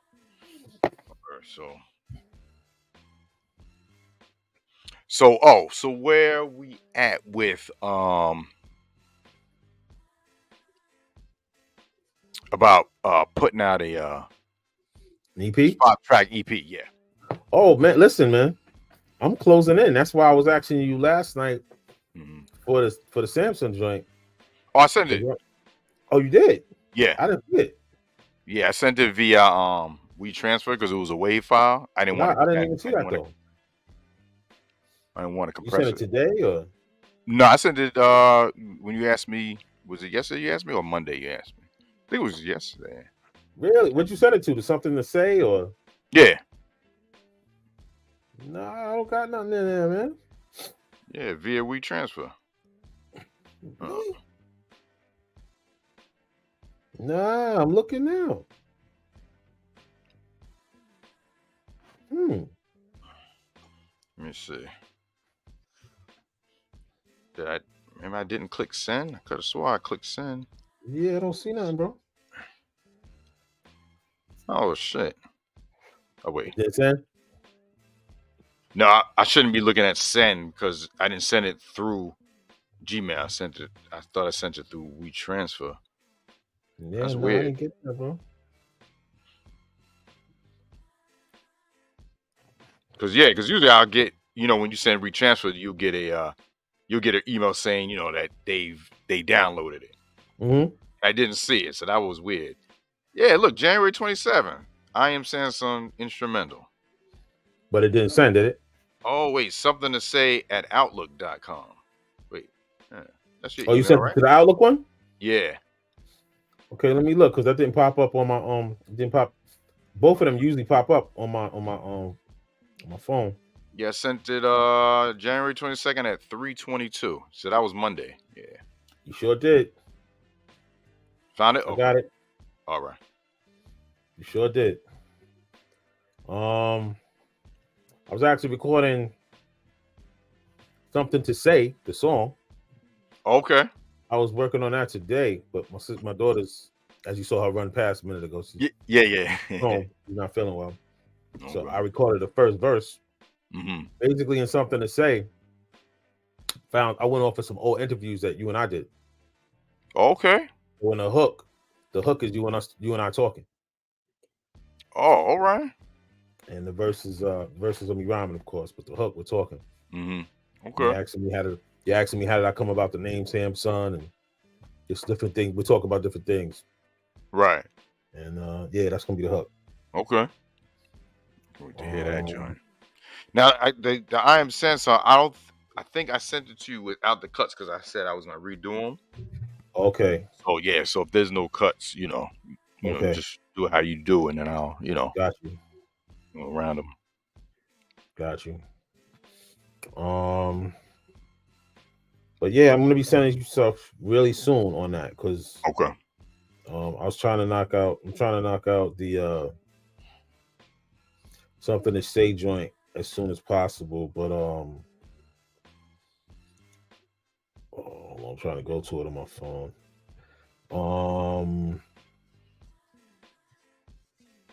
Everything else is done, I believe. Let me see. Well, the joint with Ty Phoenix. Have you spoken to her again? Nah. She said she was gonna listen to the beat and then get back to me, but people get busy. You know how it is. So I'll hit up with a reminder. That joint just needs to be finished. Mm-hmm. Cry for Your Soul is done. Dim Sum is done. Yeah. I gotta finish Something to Say. And I Am Samsung. I'm gonna hit that. I was thinking to put Seasons on there. I know, man. I gotta push harder to try to find out to get this clearance. Okay. That sample. I really do. Okay. That's a joint, man. Yeah, I was like, yo, we should throw that on there. Yeah. But yeah, that's if we do Seasons, that's 6 right there. More.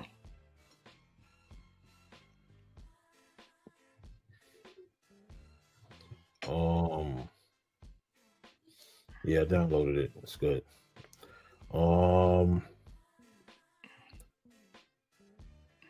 Going back to Beats, Rhymes, and Life.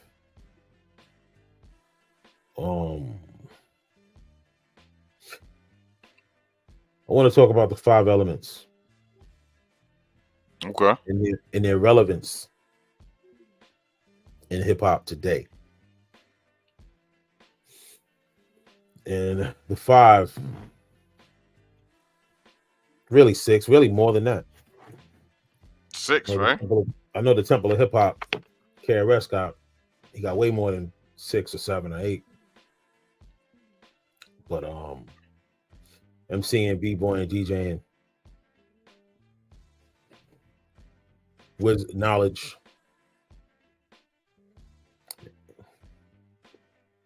Help me out, because I don't have it written in front of me or nothing. I'm my bad. I'm sorry. I was texting my cousin. You yeah, b-boying. I'm seeing b-boying, MCing, DJing, knowledge, graffiti. Mm-hmm. There should be one more. We're leaving something out. That's 5 right there. Yeah. But we put knowledge in there before something else. Knowledge is like the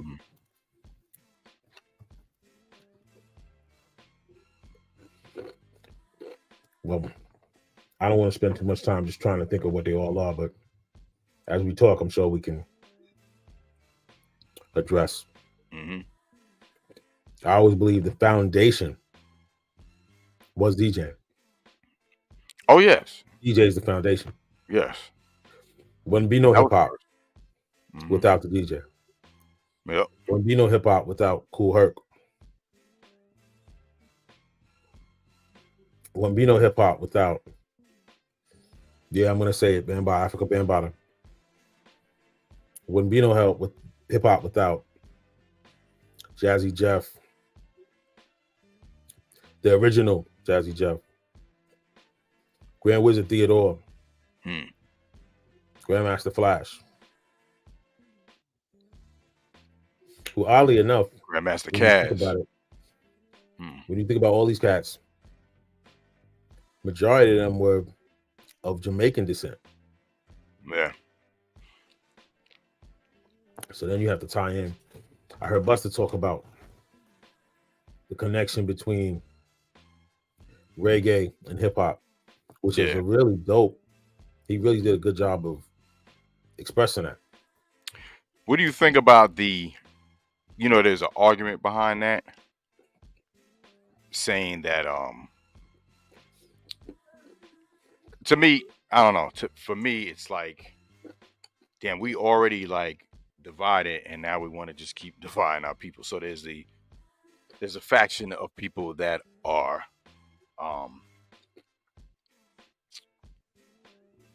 that say him and Pete Rock are wrong with saying that. Saying what?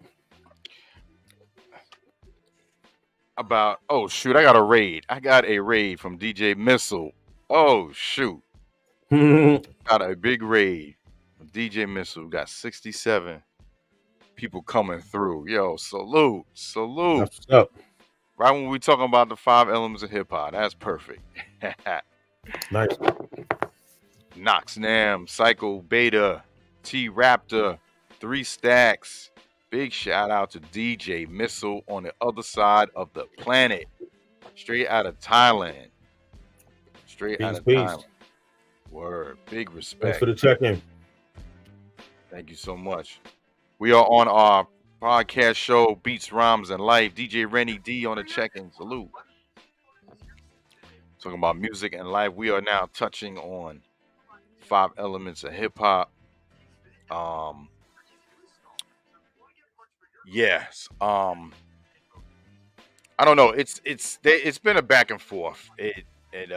It started with Busta Rhymes, then it continued with Fat Joe saying about Puerto Ricans contribute to 50% of starting it, and I don't know, man. To me, it's just like, yo, we all are in this music genre, culture, hip hop, and it just created more division that now we're arguing amongst each other, about who started it, who's here, where did it come from. It's funny, man. I never looked at it as much of an argument.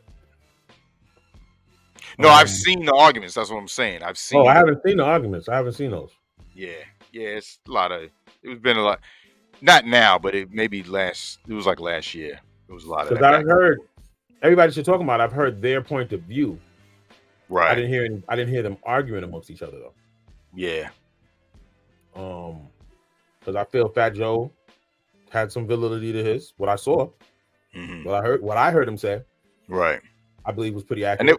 And to me, you gotta listen to the people that were there, that were actually there and saw it, not people that heard from someone else.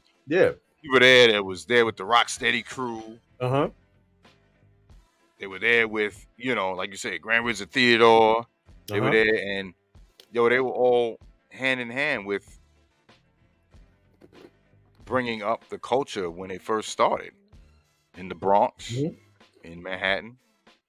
Oh, thank you for the gift of sub, DJ Missile, the Psycho Better. Thank you so much. Well, when it comes to the Latino community, I mean, b-boying, the graffiti, you can't take those two things, those two elements. You can't take that away from them at all.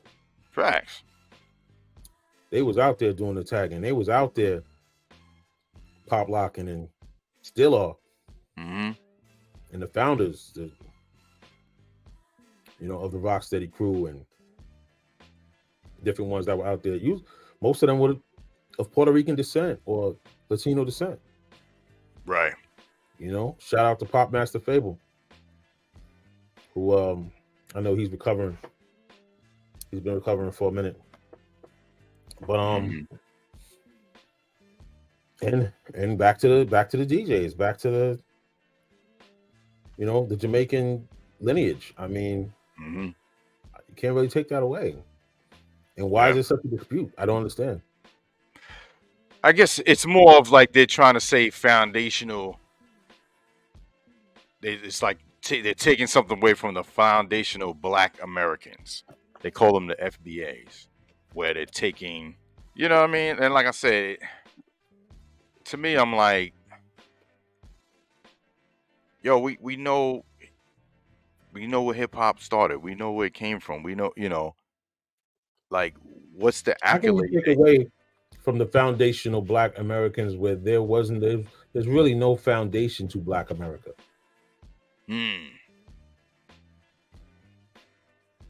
We're American by transport. Right. So there's no foundation to Black America. Well, like I said, I don't want to get into a whole debate, but it was a debate about them already being here. That's what it was. We're all connected in some way or another. Yeah. If you look at the origins of Latino people, Black people, not all Jamaican, but some Jamaican people. You look at how they connect, bro. Yeah. That's where the rhythms and the connection of our rhythms. That's why we have such an accord when it comes to that. Right. Something that, I'm sorry, but white America will just never understand because it doesn't come from their genetic makeup. It's engraved in our DNA. Right.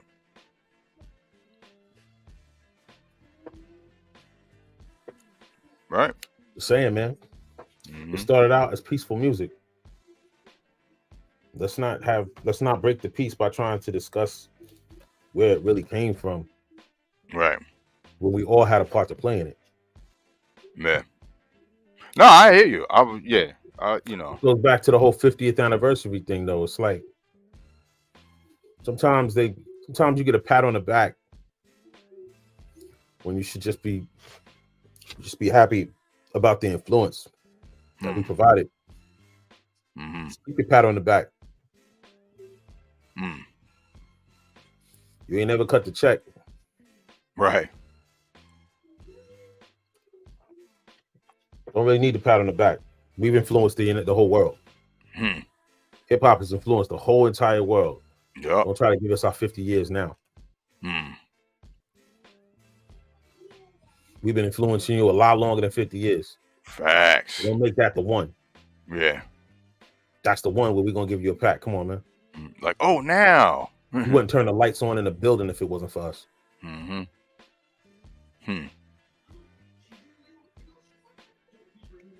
just saying.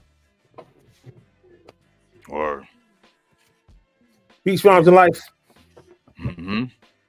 We here. Tiger. We here. We got an EP. Gonna be dropping it soon. Matter of fact, man, yeah, let's change the vibe a little bit, man. Play a joint. Okay, let me throw on this joint right here. Deeper. Here we go. We are all products of our environment. Our experiences make us who we are. The shortest Shout out to DJ destination is a straight line. Raid. And this world is so small.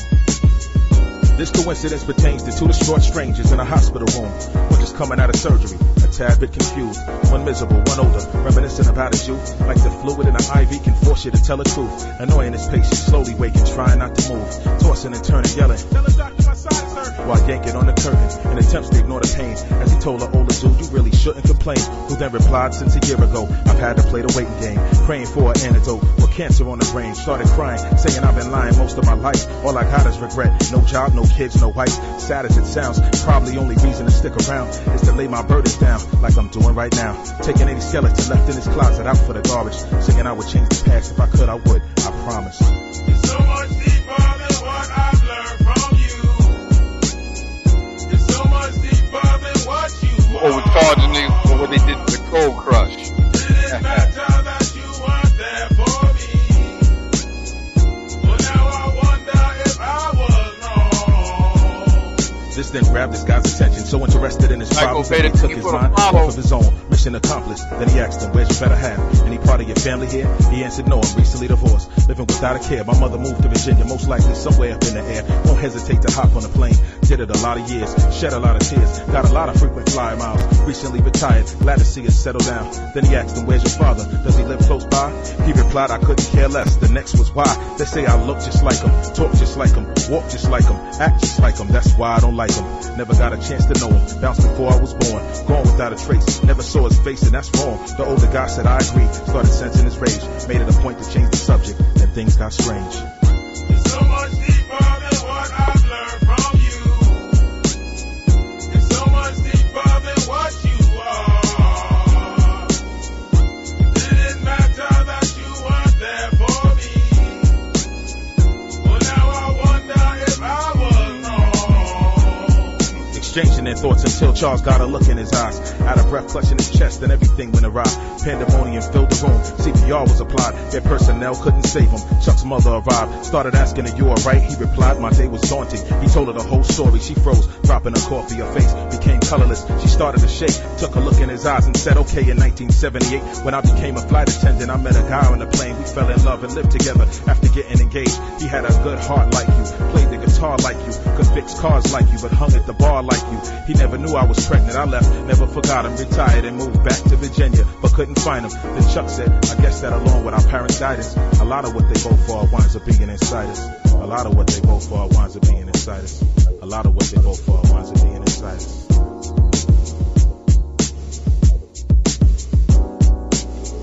It's so much deeper than what I've learned from you. Samssun.bandcamp.com.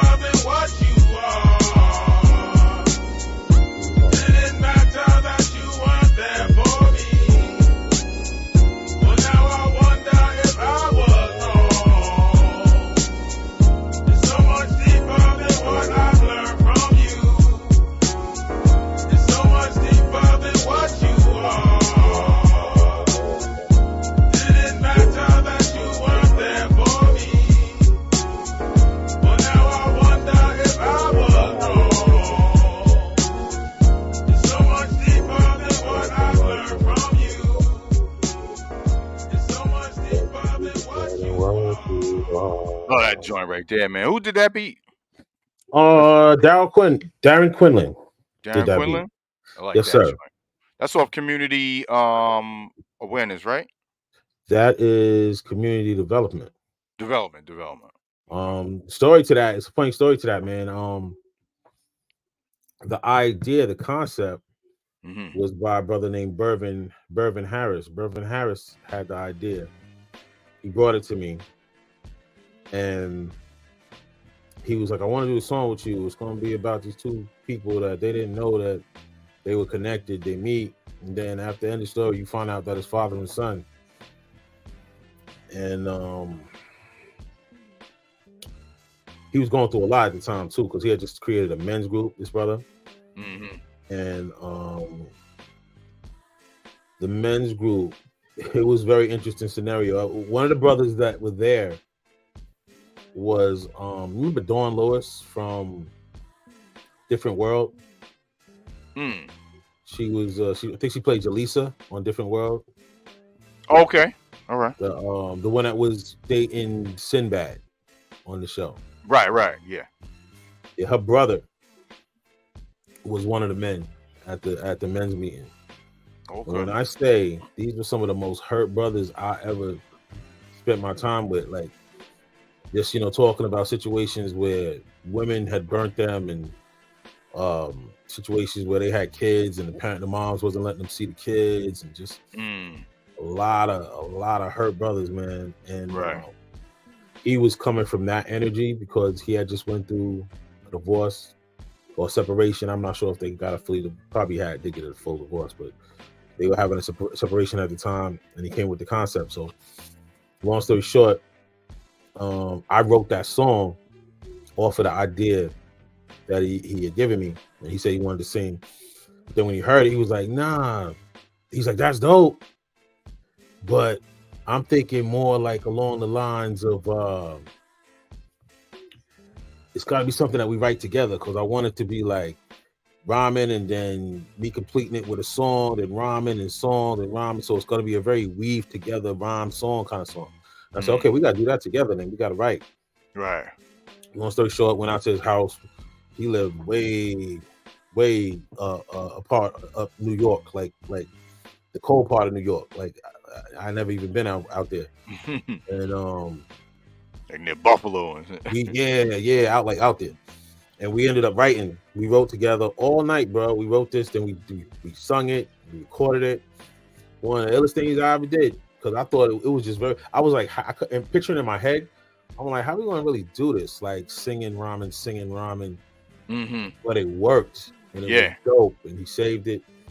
Bro, a couple of days later, he hits me up, yo, man, I'm sorry, I don't know what happened. I deleted the whole song. What? Bro, we both were like, yo, what it took to even get together to do that. Word. Bro, it never happened again. So I just took the song that I did, I recorded that, and instead of having him, that's me singing on the hook. Yeah. I kept walking around. Well, we recorded the vocals, and in the studio, I was walking around. I just kept like evolving. Just the way I started singing it. First, it was me singing, like trying to sing. Then it ended up to me singing it in that voice. And Darren was like, "Yo, that's it. Record that. That's it. The way you're singing that right there, that's it." I got in the booth, I did it, and that's what we ended up getting. That's it. Crazy. So that's the story behind that one. That's crazy, man.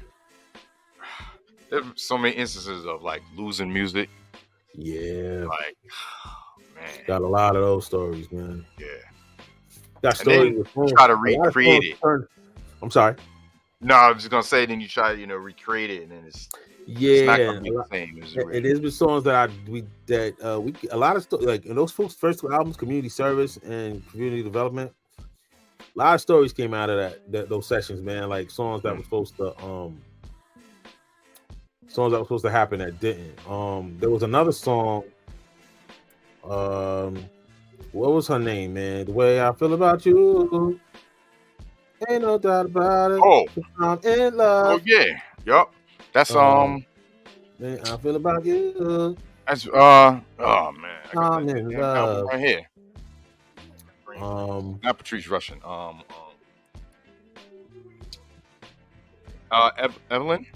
Evelyn Champagne King. Yeah, Evelyn Champagne King, right? Yeah. Yeah. The two brothers I was just talking about, Darren and Bervin. The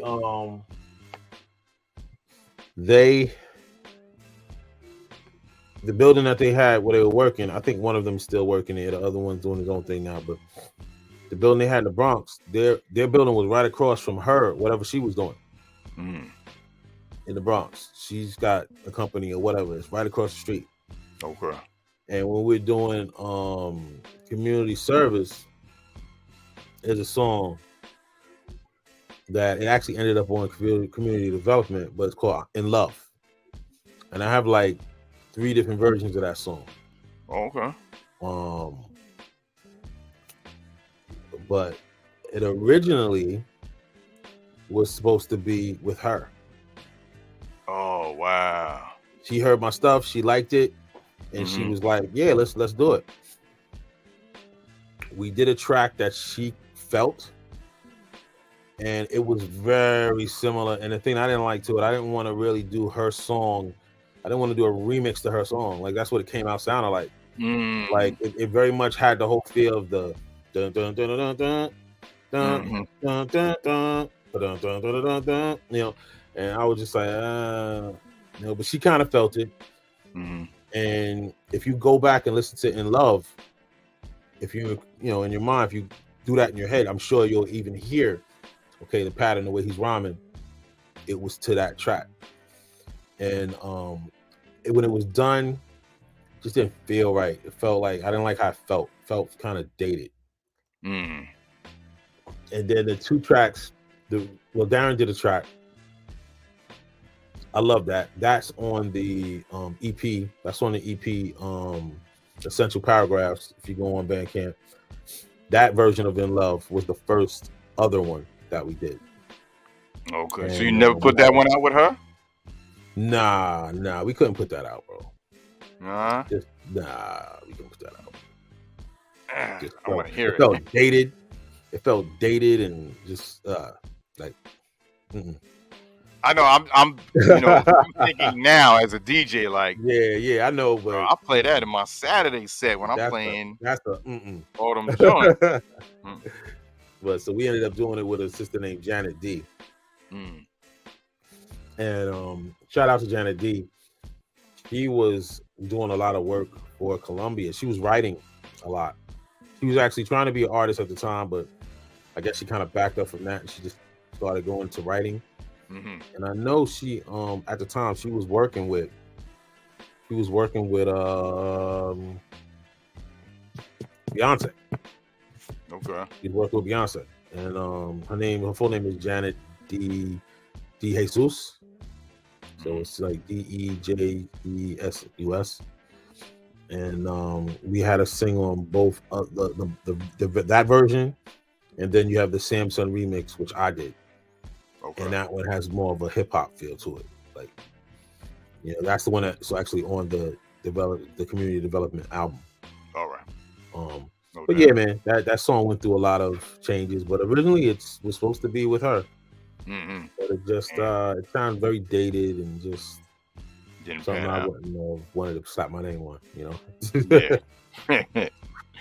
Now it's just been dope to see, like, you know, Samssun, Evelyn. Yeah, it would have been dope to do a joint with her though. It would have been dope if we could have came to some, you know, agreement where we both felt it. Right. So, you know, sometimes when you're working with an older artist, you know, they just feel that, you know, your stuff is a little you know, kind of dated. You know? Right. Even for us, it was dated. Yeah, it was dated. Wow. It was, yeah. Crazy. Yeah, that's my goal, man. This year, reaching out. As many artists we can kind of reach out to, man, because you know, it's easier now to reach out to them, you know, with social media than it was, you know, before. Definitely. And due to the fact that a lot of them ain't as busy too. Yeah. You know, so it's like, oh yeah, I'll come through, do an interview. You know, I'll come through and, you know, maybe do a track or, you know. So I got a few in mind, and I'm reaching back out. I reached back out to Brother Jay. He said he'll come back through. That's what's up. X Clan. You know, that's what's up. That'd be dope. And was it J. Rue the Damager? That would be a dope connect. Or we did an interview with him a few years ago. Yeah, we tried. You know, he's in I think Germany. He lives in Germany. Yeah. That would be dope. But he's still, you know, doing his thing, doing shows and stuff. Or, you know, ill lyricists. You know that. Oh yeah. Gangstar Foundation. I've always loved J-Bo. Hell yeah. Word up. So yeah, we're gonna play a few more songs, and Like I said, every Wednesday, man, this is what we do. Me and my brother, Samsung, chop it up, man. Samsung, Djaytiger. Shout out to Ralo for coming through. Yes, big shout out to Ralo, man. Offthecorner.net, the revamp is coming soon. Yes, sir. Yeah, he lives in Berlin, right? 3 Stacks? Yeah, Berlin, yeah. Okay. So, yeah, man. Yeah. I don't know if he came on initially to promote the album or the soundtrack. But oh yes, F.A.C.T. Yep. Yes, F.A.C.T. soundtrack. Right here. There we go. Fundamental African-centered thought. Go get that on Amazon. Available. Yes, he wrote the book, and we recorded the soundtrack. He narrated. Yep. Good stuff. A good read. Not just because it's somebody that I worked with, but it's a good read. Mm-hmm. It's a really, really good read. You know, you can find it on Amazon. All the major books, Barnes and Noble, and all that. Yeah. Streaming, even I believe he's streaming it now as well. The audiobook, right? Audiobook, yes. Yeah. Dope. Over at official Bars Club, we have some shirts and other apparel to promote the book and soundtrack.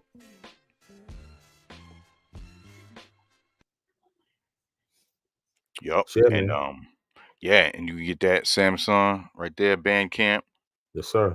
And once again, shout out to everybody that came through. Thank you for coming through. Thank you for the support. Thank you for the love. Thank you for the ears being open. The ears being open and the hearts being open to receive what's being said. We thank you. Word up. So I want to play this is my joint, bro. I love this joint. We'll play the Bump in the Night. Then I'm gonna upload the video because I had the audio, but I was like, no, I want to give them the video. Marcus Garvey, joint. So I want to play the this joint right here. Finster, Bump in the Night. It's the joint right here. And support that real independent hip hop. Shout out to Finster Bundy. Shout out to Tamale Management.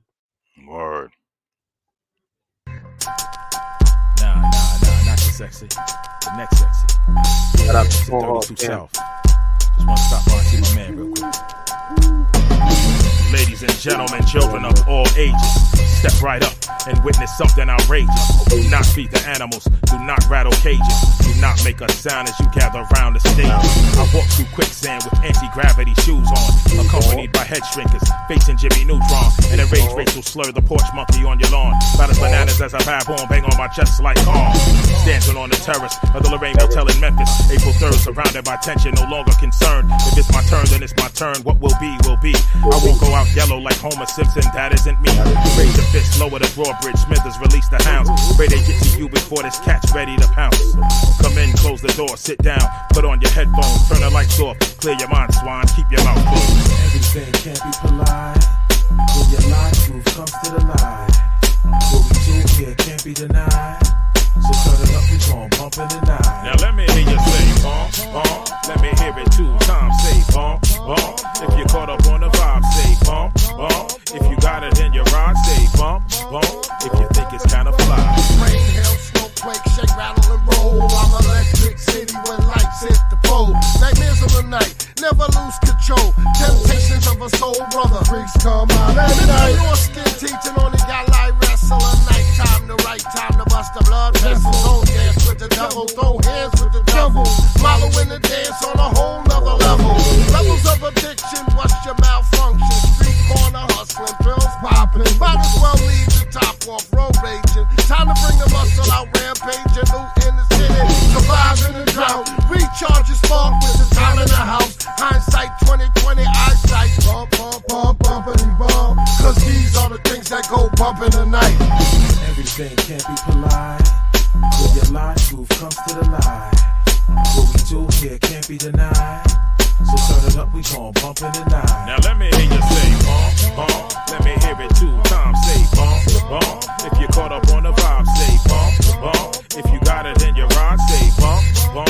If you think it's kinda fly, watch how you align yourself. Watch how you define yourself. Your cipher should always feel just like you're standing right beside yourself. I don't need nobody else, it's just a desperate cry for help. Pennies and a wishing well when trying to get out of hell. Surrounded by the kind of clientele who crave corruption. In this dark and gritty city, more disgusting than a dungeon, where you could see a mugging or a woman lose her husband. Cause violence is abundant, people die all of a sudden. Rather be judged by a dozen, cause me and the 666, we don't mix. Clamp construction, people pay attention. Deaf to the world without even a mention. Man, and you and I verse got our own extension. Life is shorter than an honorable mention.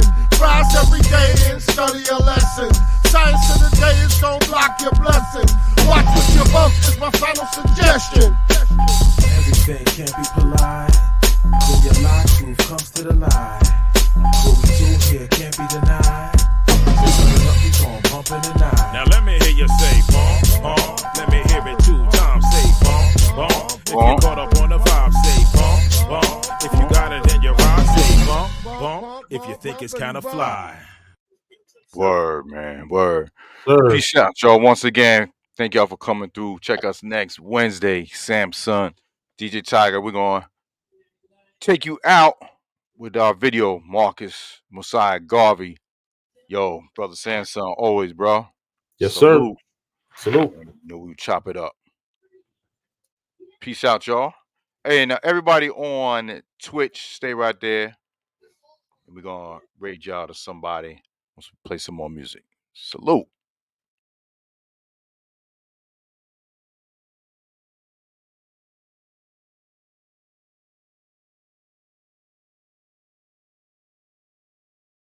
We have struggled under the burden and rigors of slavery. We were maimed, we were brutalized, we were ravaged in every way. We are men, we have hopes, we have passions, we have feelings, we have desires just like any other race. Word to Marcus Garvey. Word to Marcus Garvey. Word to Marcus Garvey.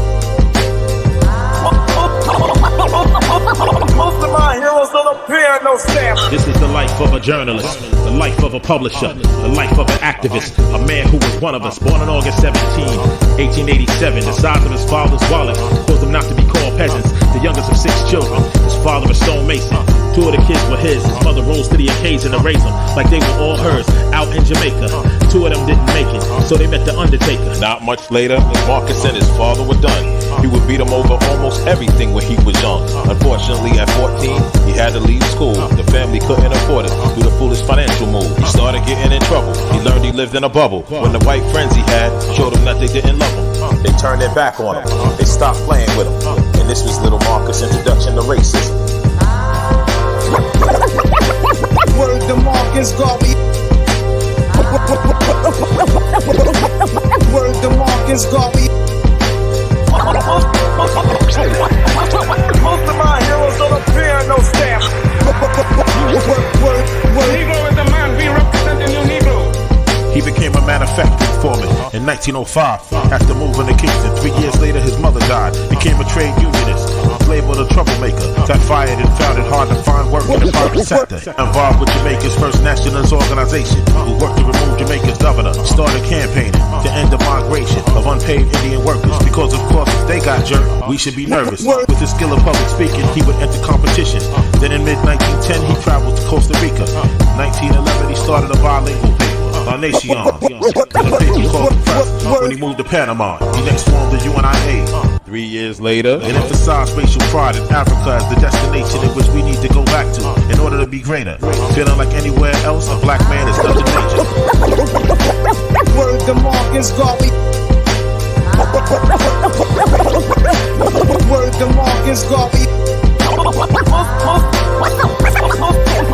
Most of my heroes don't appear no stamp.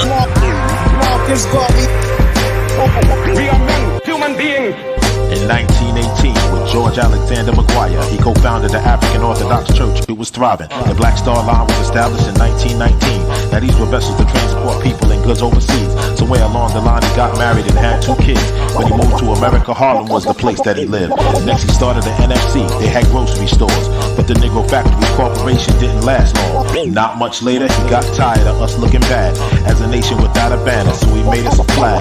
He would next form Jamaica's first political party. It had 14 points, but failed to get support from anybody. In 1938, his family returned to Jamaica's border. Doctors claimed the climate would help out with his son's disorder. 1940, he had a stroke that would leave him paralyzed. He passed after a second stroke. Most thought he already died. Word to Marcus Garvey. Most heroes don't appear, no stamp.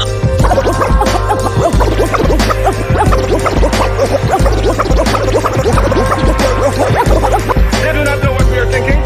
That is our own private business. One of the most impactful influences on African-centered thinking is the Honorable Marcus Mosiah Garvey. The contributions of Mr. Garvey are immeasurable and cannot be understated. Marcus Garvey created the largest mass movement of African people in known human history. He was a Pan-African nationalist and was one of the foremost proponents of the idea in the early 1900s. The goal of the Garvey movement was to instill a sense of racial pride and self-worth in African people, and to build an economic foundation for the survival of African people worldwide.